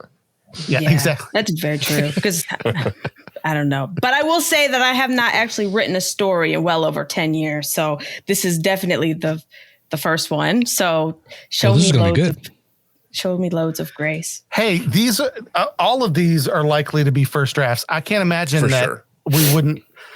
I mean, I wouldn't publish the one I wrote last year unless I went back and did some things to it. I might even make it a little longer. You know what I mean? So absolutely, this is a first draft type of thing. So that's where we're coming from. It's all good. Okay, cool. I didn't know what to title this, so I'm just going to leave it up to you guys at the end. I'm really bad with titles. So untitled is what you're saying. Yeah, it's untitled right now. Okay. He wanted me to say that the idea was dangerous and admit that I was too scared. And to appease him, I almost did. But if I'm being honest, friends, the idea was simple. I wasn't scared and it wasn't dangerous. It was maddeningly exhilarating and I knew exactly what I was going to do. But let's start at the beginning, shall we? In previous years, Sloane wasn't much of an adventurer. In fact, she was the exact opposite. Faithfully shy, quiet, and the embodiment of every introverted woman, except for when she was behind the mic. Behind the mic, she was faithfully bold, courageous, and loud. In high school, Sloane loved every minute of her double life. For years, she constantly floated between the two effortlessly and never really looked back as the feeling of being two different people was revitalizing. However, as she got older, now at a youthful age of 28, her two lives already collided and her podcast that was once just for fun grew. People listened regularly, and to Sloane's surprise, her followers were dedicated, active, and constantly wanting more. The I Am Woman podcast was born from a place of eagerly desiring other introverted women to be seen, heard, felt, and loved by, other women of God, but with a twist. Sloane urged herself to, discuss the many intricacies of her womandom, but knew she must intertwine that with her love for nerdcore. One of the biggest things Sloane had always admired, from a distance, but admired nonetheless, was how fearless women of God could be. I mean, evangelism, participating on the worship team, or engaging in discipleship, becoming an avid faith-based Twitch streamer. Those ideas alone were enough to give Sloan an introvert attack. That's what she called being extremely overwhelmed by extrovert activities. She never dared, but faithfully prayed to be that woman. Bold, courageous, and loud. And on June 10th, 2023, God answered that prayer 10 times over. I can't believe it has officially been 10 years since God strategically and intentionally entrusted me, the introverted Sloan, with the I Am Woman podcast.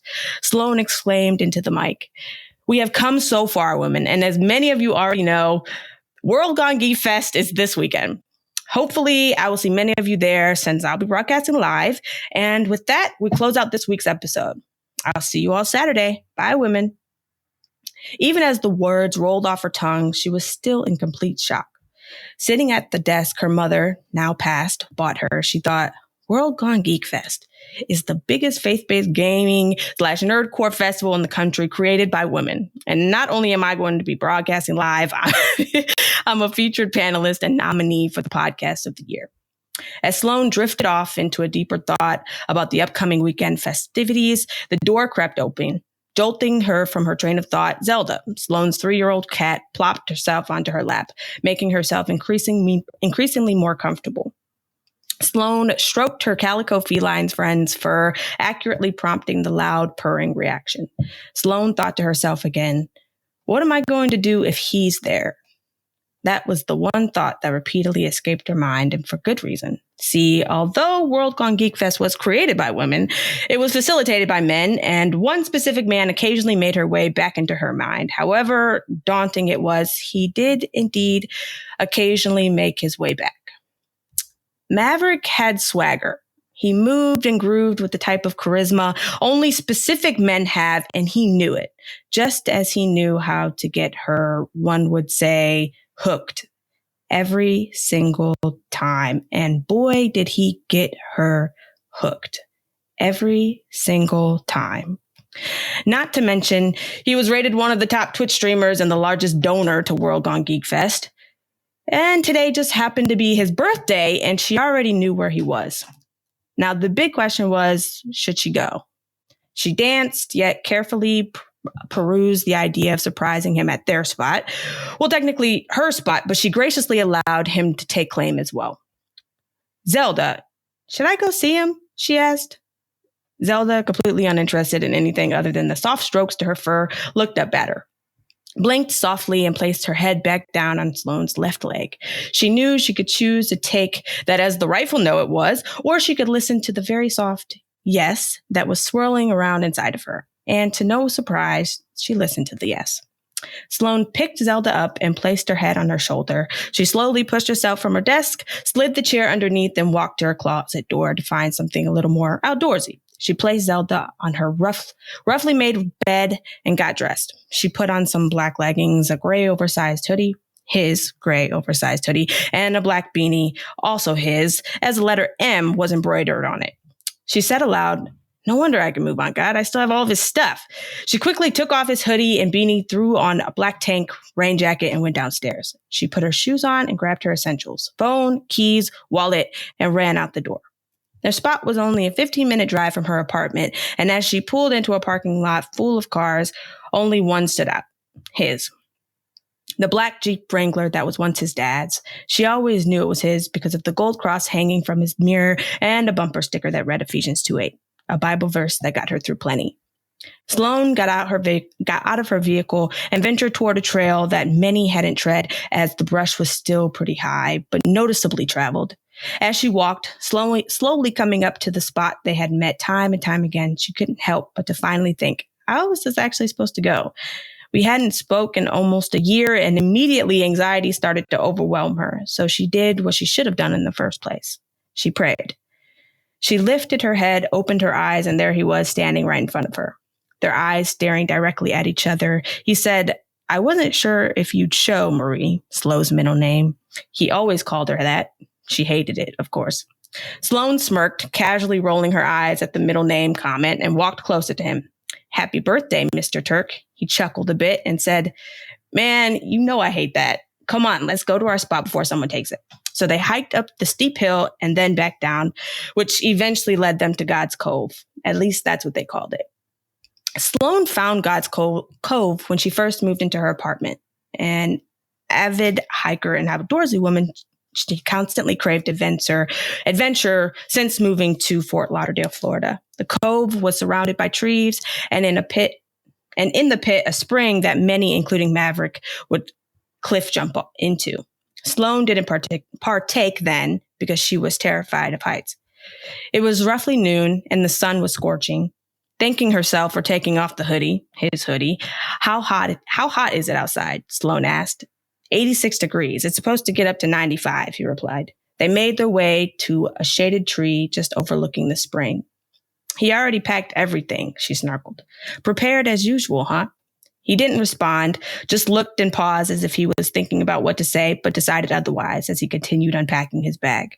Sloane didn't even realize he had a bag with him when they first made eye contact, or even as they hiked up here. She was too focused on the fact that they were together again after all this time.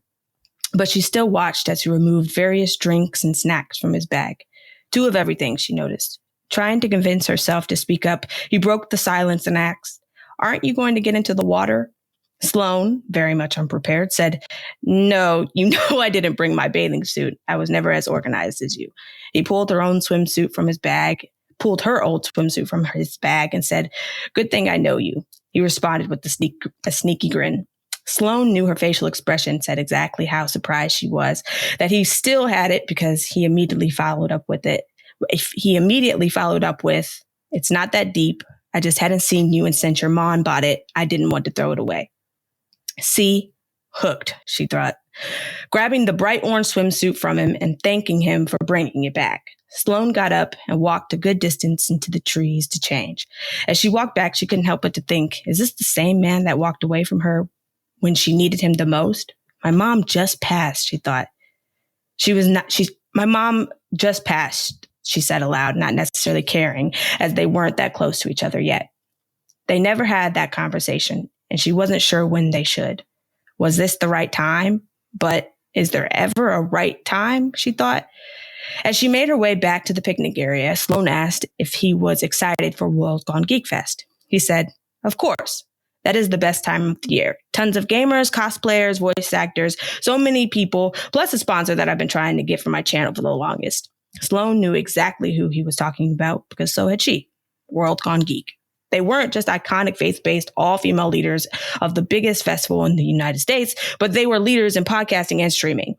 They made podcasting and streaming history through their legendary content and guests. And Maverick wanted them, of course. But so did she, of course. Switching the subject, Sloane asked, "Are you going to get into the water as well?" He looked up at her, smiled, and said, "I thought about it, but only if you jump." "You know my response to that," I snarled. He replied, "Come on, Marie, jump." I gave him the look, prompting him to quickly follow up with, "Okay, I will back off World Gone Geek if," pausing momentarily, then swallowing hard, he continued, "if you jump." We were both staring down at the spring, and the thing is, he wanted me to say that the idea was dangerous and admit that I was too scared, and to appease him, I almost did. But if I'm being honest, friends, the idea was simple. I wasn't scared, and it wasn't dangerous. It was maddeningly exhilarating, and I knew exactly what to do. I grabbed his hand and plunged us both into the water. The end. That was a good ending. Nicely done. I love how World Gone Geek is now a fest. Is now a festival. You guys got big. And it's all like female. Sorry, that's why I chuckled in the you beginning. lost your job. It's partially Wishful moment. I was like, oh, I'd love to have a convention, and then she's like, all female. World Gone Geek Fest. Well, crap. Sorry. Yeah. World Gone Female Geek. Yeah. Nothing wrong with that. I figured I would just do the opposite of what's actually. Yeah. Anyway. No, I thought that was great. Yeah, no, I thought it was great. The introvert attack. That was a good little phrase. Nice, I like that. That's a good I can term. relate. Yeah, I like that. So, thank you. So, what was your inspiration for this? Was any of it based on like actual relationship type stuff, or no, it was not. I honestly just didn't know what to write about. At first, I was going to write about a disgruntled teen. I don't know. I didn't know what to write about, so I just started writing, and then this is what we came up with. Any of it based in real life? Any of it? Like no. Yourself? Well, not is Maverick mullet guy? No. Does he Maverick have a purple yeah, sword? does he have a mullet? or is he purple demon sword guy? Oh no! I was actually going to I just didn't. I was also. I'm also a procrastinator. I was actually going to base the middle of it. So I was going to base it off of a dream, right? Like it was all just going to be a dream that she had, and then go more in depth into the dream. Like the dreams were basically going to tell her reality, if that makes sense. Mm. But I didn't have time to kind of navigate that. I have a quick observation, and then I'm just curious if there's any weight to it. Like what I found interesting was how the character at the beginning, throughout the whole thing, we're talking about a very independent woman. She's and by the way, I wrote down a possible title. I think I Am Woman would be a great title because it was the name of her podcast or whatever. Mm-hmm. But it at least at the beginning until the very end, it was she was almost still looking for the approval of this guy. And she couldn't get past that until she literally grabbed his hand and jumped. Is there any of that might have stemmed from inside? Where is there a woman that's screaming to get out, but you feel held back or anything like that? Or I don't know. I mean, I don't. Because don't let these jokers hold you back. I feel roar. I definitely. That would be that goes into a lot of deeper rooted daddy issues that we don't really need to talk about on the podcast. Sure. Yeah, I often find that in reflection, a lot of the stuff that I end up writing about might have some deep seated emotional tie with. Yeah. So I was just curious. Yeah, I'm sure it does. I don't know. I didn't really give that part too much thought, but I'm sure it does. I mean, I'm a woman who's. I really do like the way she kind of took charge at the end, because there was even that moment when she was getting dressed to go where she was like, wait, I'm in his clothes. I need to. I like that. That was a nice touch. Yeah, I like that a lot. Yeah. So I think we saw a true character arc throughout this whole thing. It was a well thought out character. Yeah. The only part that I realized didn't actually I didn't realize that I had messed up. So in the beginning I said that she's not really that outdoorsy, but then I said, oh yeah, she's an avid outdoorsy person. So I messed those. That's what the first draft happens. That's all right. I find myself doing that constantly. You just got a couple words to delete and you're good. Yeah. Right. Yeah. Yeah. No, I definitely do want to actually tweak it and make it as though this is her sleeping, but her dream is. Yeah, because I have too weird of crazy dreams not to be about them. And that could be that whole thing could be interpreted as even if you go with the dreams. You jump and she wakes up and she was like, wait, I don't need him. And then I am woman. Yeah. I am woman. I am. Hear me roar. I'm seeing a short film. Nice. Here. Yeah. All right. Yeah. Nicely done. Really well done. Thanks. All right. Well, it's my turn, so I'm going to preface as well. Right. Hold on to your butts. And I can't wait. I really was looking forward to this because I want to talk to you and Matt and Ian about this and whether or not you sometimes encounter what I'm encountering. So I'll just tell you the main character in my story is not a good person. He is a racist. He's a misogynist. He is a rapist. He's a bad guy. Right. And so James Bond. I'm kidding. Wow. Right, Whoa. It became very difficult for me at times to I knew what I wanted this character to do and say. And then I was like, I can't do it. I can't bring myself to write some of the things that I felt like he would say. And it was, so I'm giving you, first of all, as a preface that he's going to say some things that aren't pleasant, but they're very tame compared to what I was thinking. So I'm sure you can imagine some of the things that could have come out of his mouth if I was going to go there, and I wouldn't, at least not on this show. But do you guys ever have a situation where you've written a character that is so despicable that you get that ick factor trying to write for him? Yeah, I for the longest time would not write from an antagonist point of view because I didn't want to have to, one, be in their head, but also have to, write them convincingly.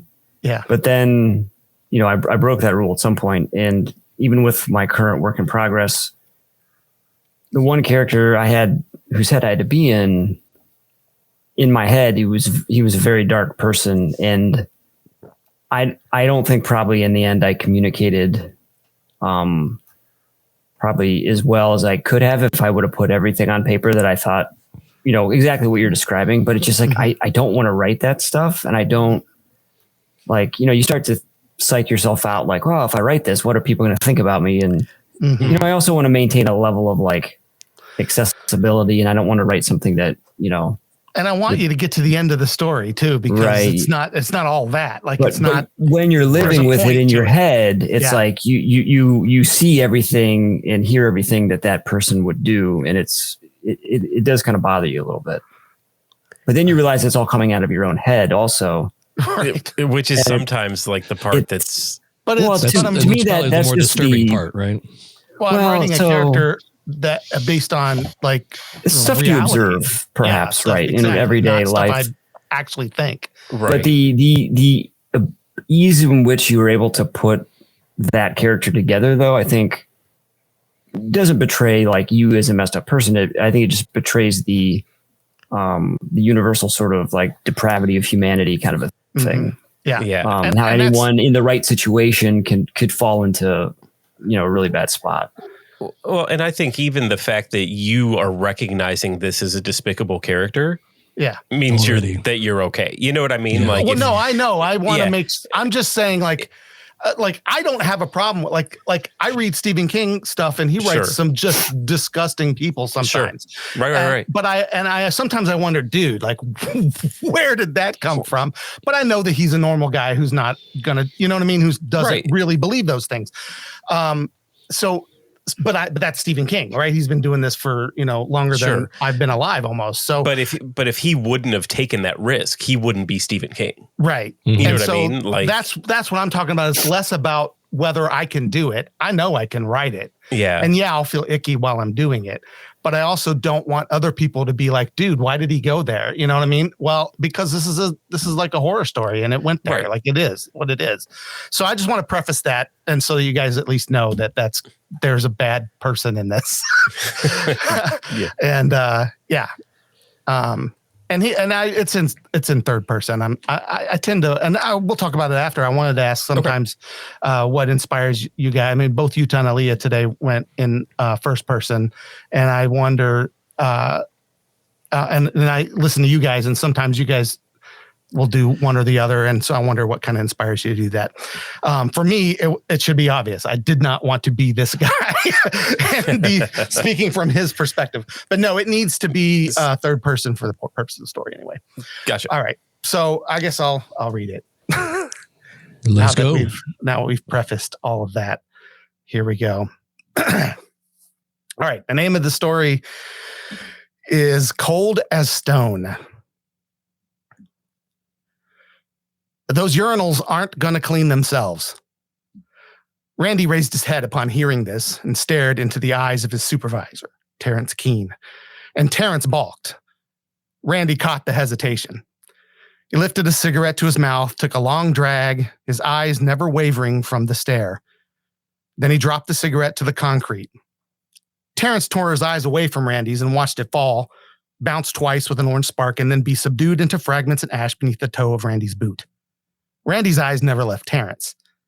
Terrence now looked up from the flattened smoke and willed himself to return Randy's gaze. With a sigh, Randy pushed himself away from the wall he'd been leaning on and turned to face Terrence. Terrence recoiled and slid out of the way to allow Randy to move past him and re-enter the building.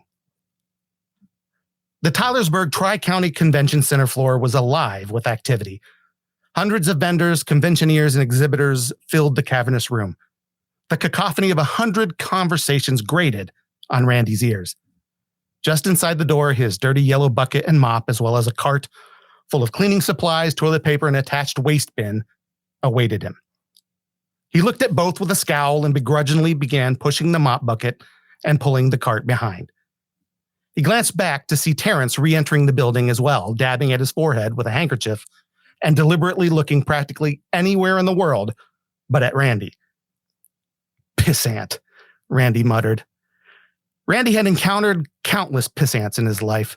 There was the pissant who worked the counter at the little dine and dash on 8th who'd called the cops on Randy when he was 13. There was the pissant cop who tricked him into spilling the truth about what happened to that girl.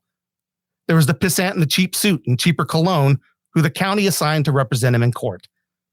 The judge had been another pissant, spouting condescending gibberish about the law, Randy's stubborn refusal to act civilly and peacefully within it, society at large and Randy's clear danger to it. The girl's pissant father who should have raised a daughter who didn't dress like a slut and ask for it. The guards up at Maxwell Maximum Security Penitentiary were all pissants, and the warden was Lord High and Holy of all pissants, may he die and rot and have rats nest in his innards. If Randy thought 26 years had perhaps been enough time away in Maxwell Max to then re-enter a society that had begun to rid itself of pissants, his pissant Mexican parole officer and his limp specimen of a man, Terrence, soon divested him of that notion. The pissants somehow were always the ones in charge, Randy noted. Now here he was, pushing a mop with a cleaning cart, trailing behind him through the throng of colorful weirdos that populated the convention center. To his left were a gaggle of nerds dressed in the uniforms of that old space show from years back that never seemed to die, but only spawned more and more ridiculous and irritating incarnations with only slightly better special effects. On his right was a pear-shaped idiot poured into a Spider-Man costume, and walking straight towards him was a man in a red and black leather suit and mask combo garnished with a frilly pink tutu. Randy could only assume what kind of screwed up kinky nonsense that son of a bitch got up to. As Randy made his way towards the West Wing bathrooms, he passed more and more unusual and ridiculously costumed people from all manner of comic book, movie, and television lore. They all perused booths full of toys, books, art, and other nerd paraphernalia with a kind of glee that just made Randy's blood boil. Damn, he muttered. Has the whole world gone geek? Pretty much, came a voice from his left. Randy started and turned towards the voice, ready to spit venom. His eyes fell into a large humanoid form, seemingly made of stone or hardened clay. At least 7 feet tall, it towered over Randy, who was no slouch at 6'3". Its eyes, unmoving, unblinking, were carved deep into a bullet-shaped head and seemed to stare directly over Randy's head. Its torso was a wide, solid earthen trunk supported by 2 massive, muscular stone legs. The arms of the man, were bulging with stone muscles as well and came together to grasp the granite hilt of a tremendous sword held point to the ground. Down here, said the voice. Randy lowered his eyes from the inanimate creature to see a perfectly animate young woman, 5'4", dressed mostly in black, her dark hair tied back into a top knot. She was, or could be, pretty, Randy thought, if she removed some of the makeup and yanked that bull ring out of her nose. But this, I wouldn't throw her out of bed, he thought. But then his time with the last woman he'd been with was the reason he called Maxwell Max home for nearly 3 decades. This one smiled at him. That threw Randy off a bit. Women typically didn't do that to him unless they were making fun of him. Those smiles he wanted to smack off their faces and had done so on more than one occasion. I see you've met Golemite, this one said, addressing the stone creature before him. You a fan? No, Randy said, frowning. Not a nerd. The woman gasped, mocking offense, and then laughed. Randy tensed up. Honey, nerd stuff is in, bruh. Where have you been? Weird is cool now. The nerds are in charge. Randy frowned. You don't say. I've been away a while. It's all good, she replied. Golemite here's a stone guardian who fights for justice and peace. Justice and peace, eh? Randy scoffed. She leaned in as if to confide. And to avenge the oppressed? Randy was momentarily distracted as what appeared to be a tall, talking carpet strode by the crowd. His eyes then returned to her. Oppressed, he said. It was a statement. She turned to address the booth behind her that the Golemite, had she said, stood guard over. The banner above the booth read, Golemite the Vindicator, and the walls of the booth were populated with a variety of action shots from some comic book, Randy guessed, featuring the titular stone monstrosity. Behind the table stood a lanky African-American man in a gray sweatshirt, emblazoned with the same creature. Randy's frown deepened when he laid eyes on the man. That's Dubois Collins, the woman continued. L'artiste génial. My mom had a thing for W.E.B., Dubois said, extending his hand. Randy did not take the offered hand, only eyed it suspiciously, and Dubois pulled it back and glanced at the woman, brow furrowed. I'm Abby, the woman said. I write. DB is mi compagnon d'armes who takes the pretty pictures, or makes the pretty pictures. Golemite's 5 years old this year. That's so, Randy said. That's so. We just struck a deal with Netflix for a series run. Randy had no idea what a Netflix was, and his eyes moved from Abby to Dubois to two placards on the table. On one was printed Dubois Collins, artist, while the other read Abby Spiegel, writer. Randy chuckled dryly. Spiegel, he said. It was not a question. At this, Abby's own brow furrowed. Yeah, that's me. Randy lowered his eyes and shook his head. Figures. Dubois edged closer to the side of the table, ready to come around if needed, and said, What exactly do you mean by that? Randy looked at him, then back at Abby. Nothing, Randy said, sizing Dubois up with his eyes. Then his eyes returned to Abby. Though it is surprising, I guess. What's surprising? Abby said. Randy began to turn away and take his bucket and cart. Hey, Abby said, what's your deal? Randy stopped for a moment and turned back to them. I'm just surprised to see a Jew and a black man working together. A sly smile ran across Randy's face. But I suppose that's the way of the world now. What the Dubois spat, fists clenched before Abby cut him off with a wave. I think you should move on, Pops, Abby said. Sure thing, Randy said, and the wheels of the cart and mop bucket squealed as he pushed his way through the costumed crowd. Before he got too far, he glanced back at the booth, hoping to revel in the pathetic anger of that painted harlot and her companion, but instead his eyes fell on the Golemite statue. He stopped for a moment, then shook his head. There was no way those blankly staring granite eyeballs were now looking at him, right? The night sky was a cloudy and a chill was the air, but as cold as it was still unseasonably warm for late February. Randy couldn't much care if it was cold or hot. He looked up the gray expanse above him, could just make out a few stars through a split in some of the crowds, and just breathed in the feeling of freedom that was still only a few weeks old for him. He took a deep breath and immediately regretted it as he inhaled the burnt popcorn smell of the ethanol plant across the river. Randy occupied his usual spot against the wall outside the building's west wing exit door, adding to the growing pile of cigarette butts on the concrete next to him. The nerds were almost all gone now, shuffling out of the exits, loaded down with the day's bits and baubles, acquired at prices that made Randy wonder how all these basement dwellers were able to have so much disposable cash. Terrence emerged from the doorway, pulling his coat close to himself. He stopped when he saw Randy and did not even try to cover his obvious sigh. Randy, Terrence said. Terrence, Randy replied. I know you did the bathrooms earlier, Terrence rolled his eyes, but one of the visitors drank too much butterbeer and puked in the third stall of the Ladies' West. Butter what?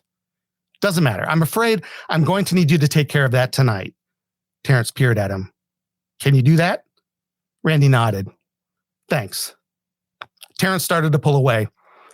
Philip will leave you at 11 for the night. I'll see you tomorrow afternoon. How long are the dorks here? Randy asked. Terrence frowned. They're here through Sunday.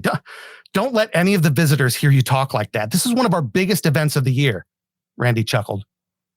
Anyway, Terrence looked up the gray sky. They say it's supposed to rain. Maybe I can beat it home. Good night, Randy. Randy grunted. Terrence scurried off towards the parking lot, and Randy stomped out the butt of his latest cigarette. He turned and re-entered the building, pulled the door closed behind him, and made sure it latched. Then he grabbed hold of his mop and cart and made his way to the ladies' room. There were a few straggling vendors still working on their booths as he moved across the convention floor. Patrolling up the center aisle, he saw Greg Lane, the night guard who gave Randy a curt nod.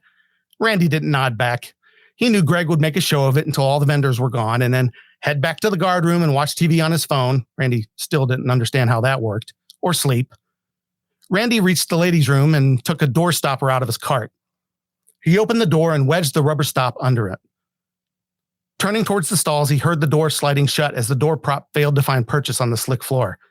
"Damn it," Randy said and turned back towards the door. A startled voice came from one of the stalls. "Hey, someone's in here." Randy abandoned the door and looked towards the stalls. "We're closing. Everybody's got to get out." The frustrated voice said, "Maybe I can finish wiping my ass first?" "Hey, lady, do what you got to do, but beat it." "Some privacy, maybe?" The woman was really getting annoyed now. Randy shrugged and turned towards the door. He pushed it open, stayed right where he was, and let the door close. His eyes were trained on the stalls. Eventually, a flush was heard, and he heard the woman fumbling at the latch. When the stall door opened or swung back, Abby Spiegel emerged from it and gave a startled shout when she saw Randy still there. "What the hell, man?" She turned beet red. "The frack is wrong with you?"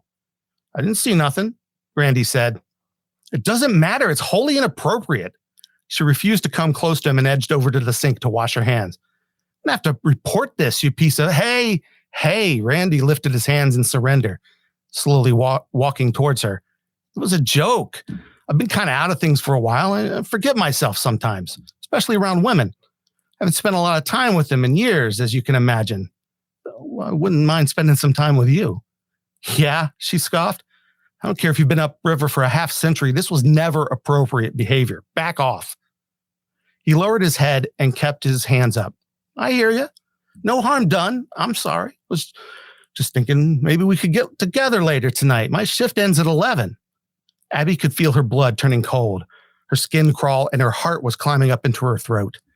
She didn't feel confident about making it to the door safely. She cursed herself inwardly for leaving her phone and bag in the booth.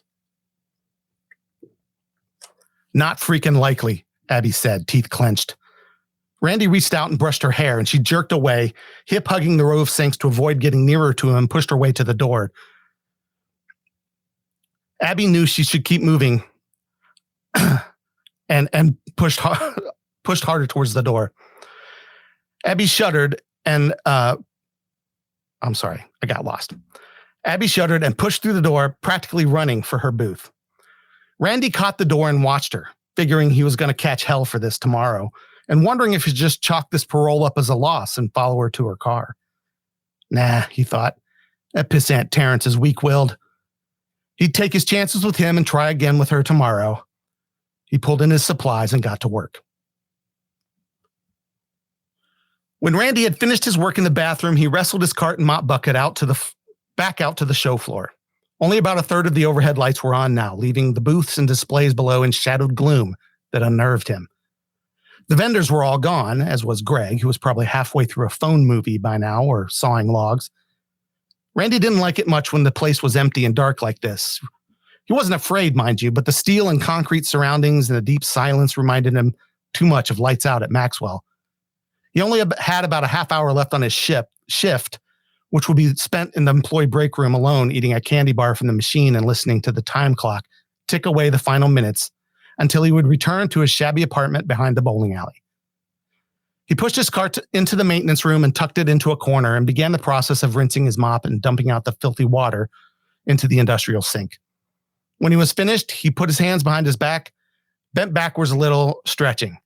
He heard it pop satisfactorily and straightened up, closed his eyes for a moment, and begrudgingly embraced the silence.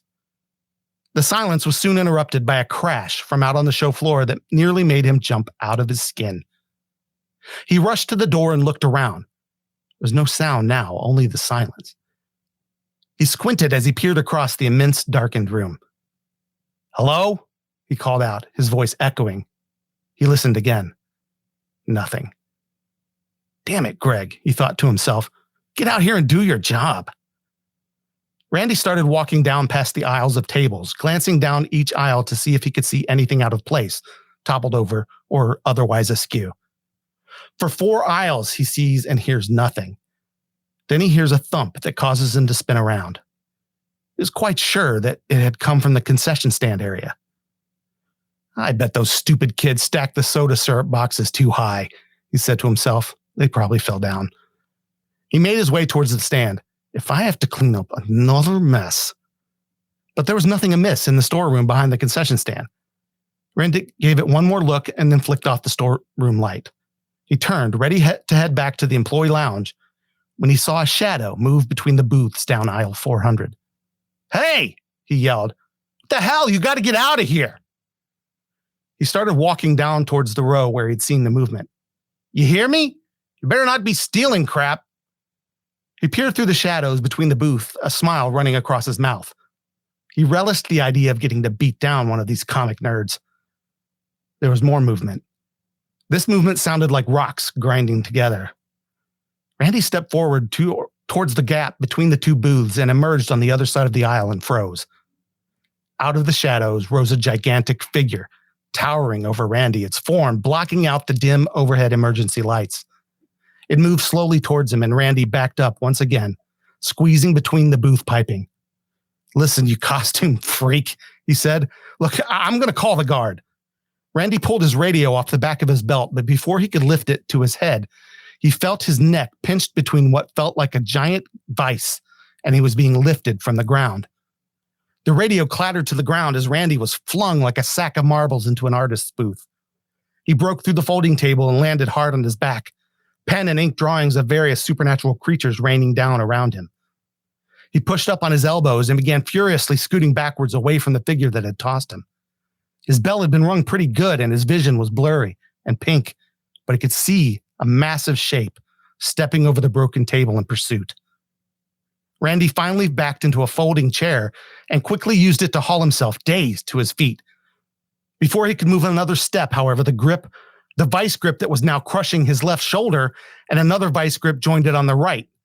In moments, Randy felt his feet dangling above the ground and his face was nose to nose with the cold, hard granite glare of the statue from the Golemite booth. It was making a strangled, horrible, gurgling, screeching sound, and it took nearly 5 whole seconds before he realized the sound was actually coming from his own throat. He choked and coughed and tried desperately to push away from the creature, his hands grasping and clawing at its cold and rocky chest. His fingers came away, dripping with blood. The creature tightened its grip on Randy's shoulders, and Randy was pretty damn sure he'd heard something pop in the right one.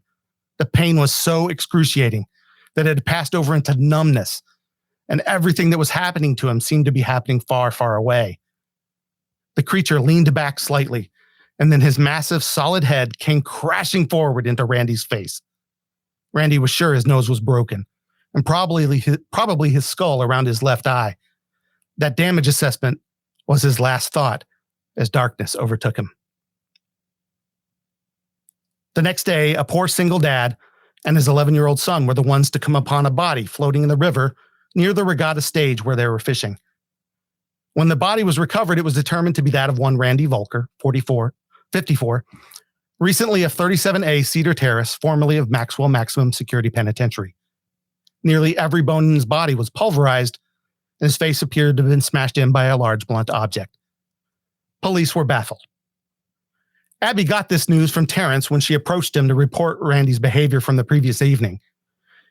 She shivered when he described the state of Randy's corpse. She felt revulsion and relief simultaneously as she slowly made her way back to the booth. She scooted past the statue of Golemite in order to reach her chair, and her sneaker slipped in some water pooled there and grasped onto Golemite's arm to steady herself. She looked down and saw that there was a little bit of water pooled around the feet of the statue. Looking up into the golem's face, she noticed a red smear across the left side of its squarish nose. She wiped it away with her hand and looked around nervously.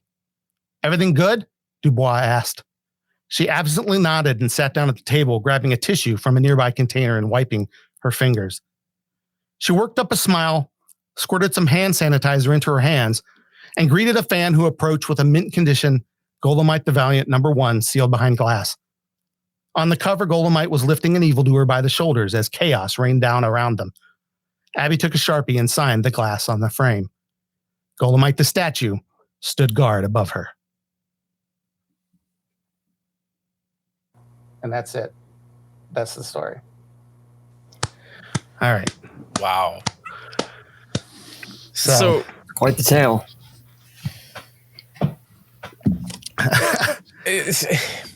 I can't help about like thinking about like what you were asking beforehand, and it's just like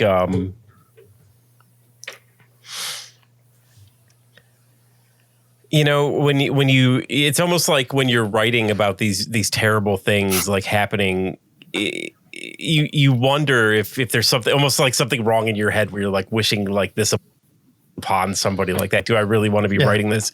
And but I mean, like, I feel like Randy got what he deserved, right? I mean, like, it might have been like a little too much, but I mean, like, it's funny. That's where the some of the difficulty of telling a story like this runs. I want to make him evil enough to deserve it, right? Yeah. But I also don't want to write about how evil he is. So I threw a lot of subtle hints into just how sick he was. Hopefully that came across. It was nicely done. Without being too graphic or Twilight Zone-y to me. Yeah, you did a really good job of dancing around the evil and very right. Twilight Zone. It's not Twilight Zone, but Creepshow was kind of my inspiration for that, which is similar type of thing. Before. But it was Stephen King. It was Creepshow, like where the evil bad person, something bad happens to them because they're bad, and it's like a very simple kind of age-old tale or whatever. But I wanted it to be like that kind of pulpy, Creepshow type of homage, I guess. Yeah, the line that really cemented him as like truly evil to me was when he said something along the lines of maybe I should just chalk this parole up to a loss and go follow her or whatever. And I'm like, oh yeah, like this is like, that's like way more like serious than just calling somebody a nerd. You know what I mean? Like, I mean, that was a powerful line that struck me as well.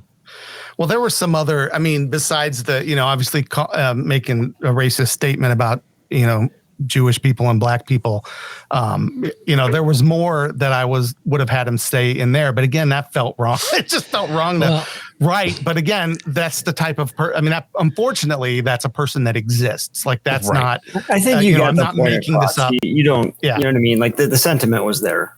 Yeah. Yeah. And I think you did a good job of, I think that was more than enough to cement that Randy was not a good guy.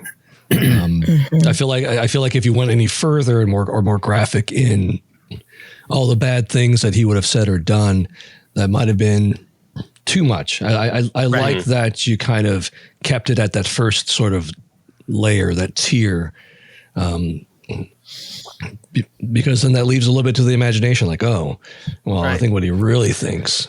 Well, Matt, you picked, I think, the line that was supposed to, because I hint at why he was there for 26 years was the rape of a woman, and now he's like obviously not been rehabilitated. Still in that. This is a guy who shouldn't have been let out. He's just like, oh well, now I can get back to work. Kind of like that's just how sick, kind of.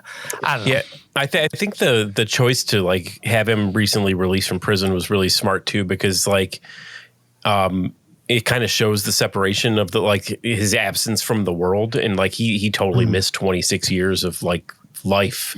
Yeah. So like he's not sure what a Netflix is or whatever. There's like little stuff like that where it's just like he not only is he evil, like inherently evil, but he's also just he's just out of touch with everything.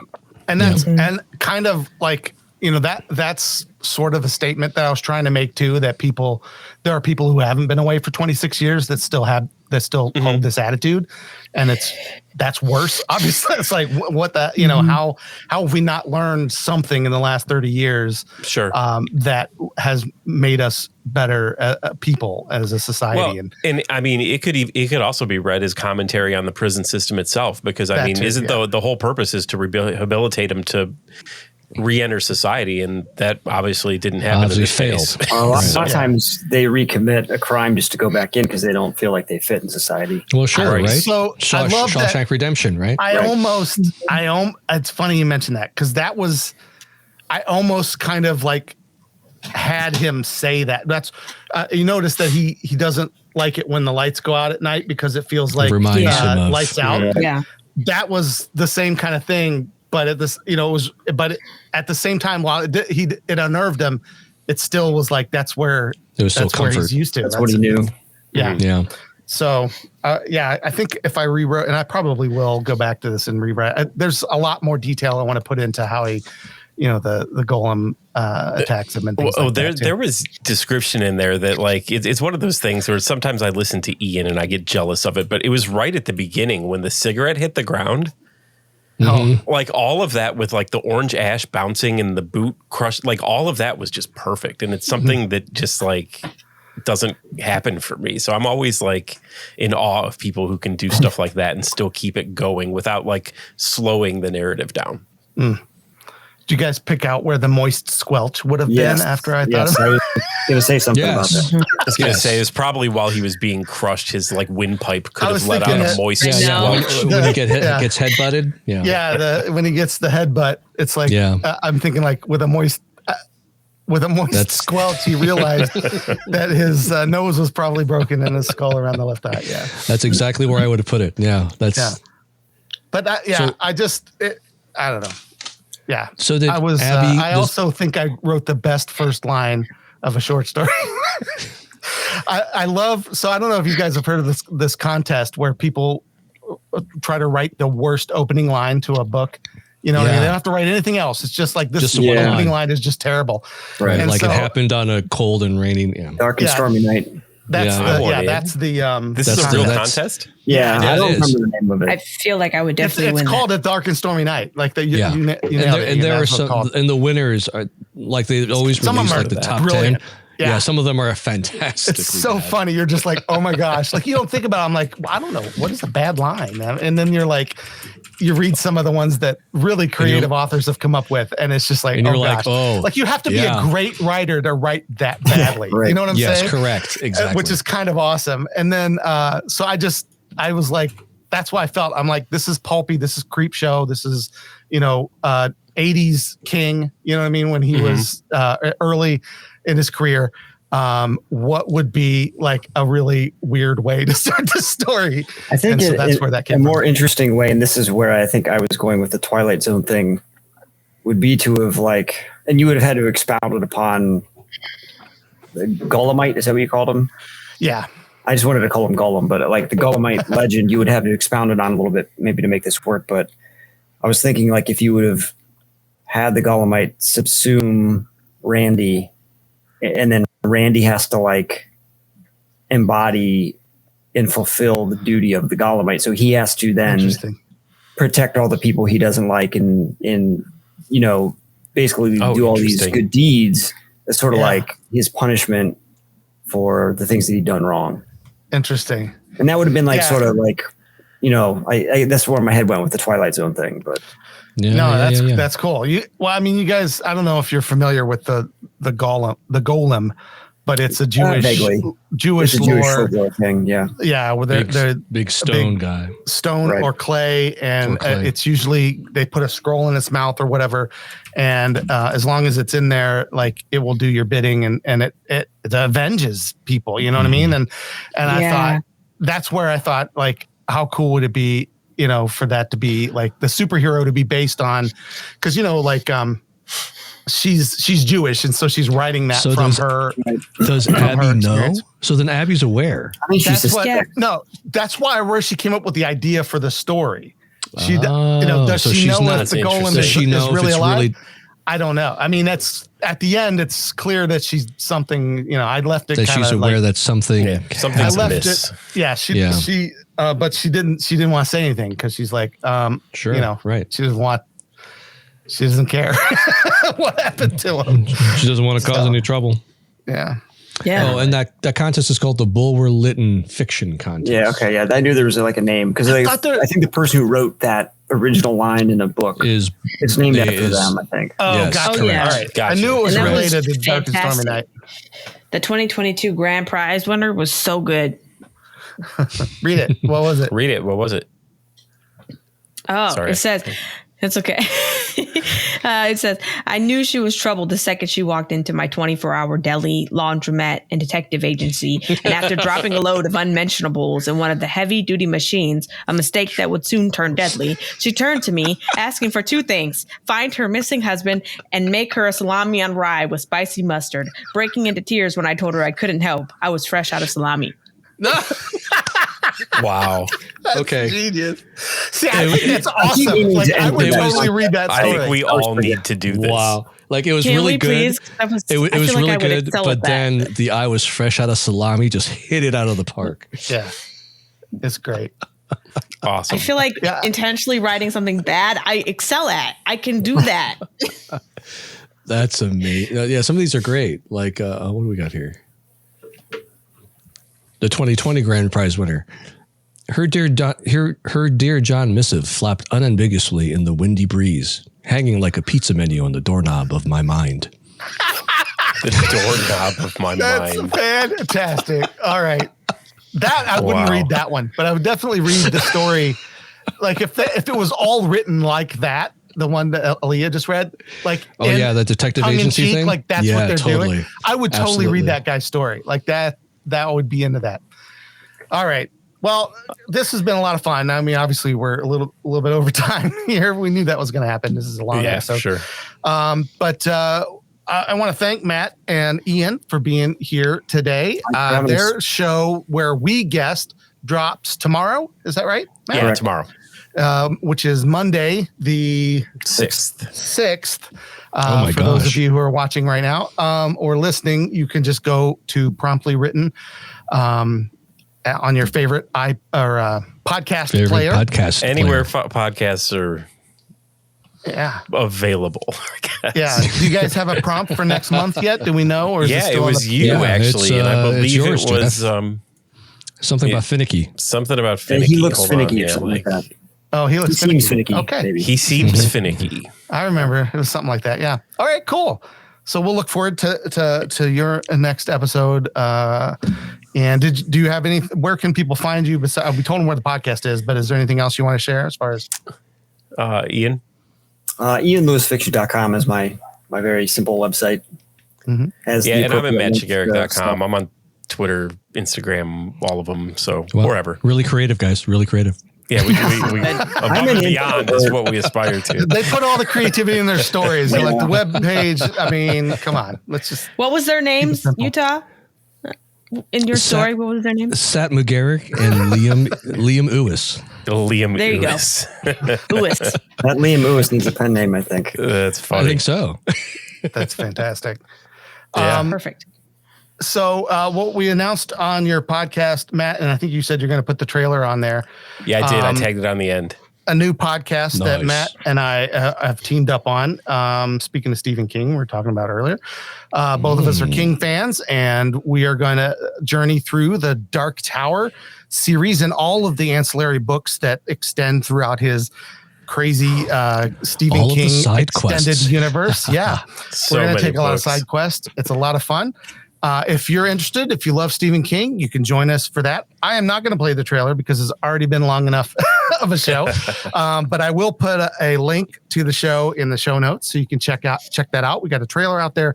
We're going to be recording soon. We're going to start reading with the Gunslinger, and it's a 5-year journey, I think, through something everything like that. It's a 5-year long mission. Time. Yeah, I mean, I think it's just 2 years through the main Dark Tower. Or 3 years to the main Dark Tower stuff. It's all the side quests that you guys are going to do. Yeah, it's all the side quests. And then there's a lot of extra stuff we're going to throw up because at the end. Like the reading for the listeners for episode is going to be what, like about 150 page chunks or something? Yeah, I think it's never more than like 200, so literally you could read more than that, obviously, but we're going to take it in those kind of chunks to kind of, talk about it and that kind of stuff. And it's divided up as the chapters and parts are, kind of, to make sure that they all stay. It doesn't stop in the middle of a page or, in the middle of a chapter. Right. That'd be funny. Yeah. And he said, until next time, you'll find out. All right. Well, thanks again for listening, and we appreciate you. Make sure to follow us on all the socials at World Gone Geek. Subscribe on YouTube, smash that like button. I've never said that as a YouTuber, but there we go. And Twitch, and we're also on Twitter and Instagram, and all those fun things. So thanks for watching, and we'll see you guys later. Bye. Right, that's a spicy fish stick. The Podcast is Real is a World Gone Geek production.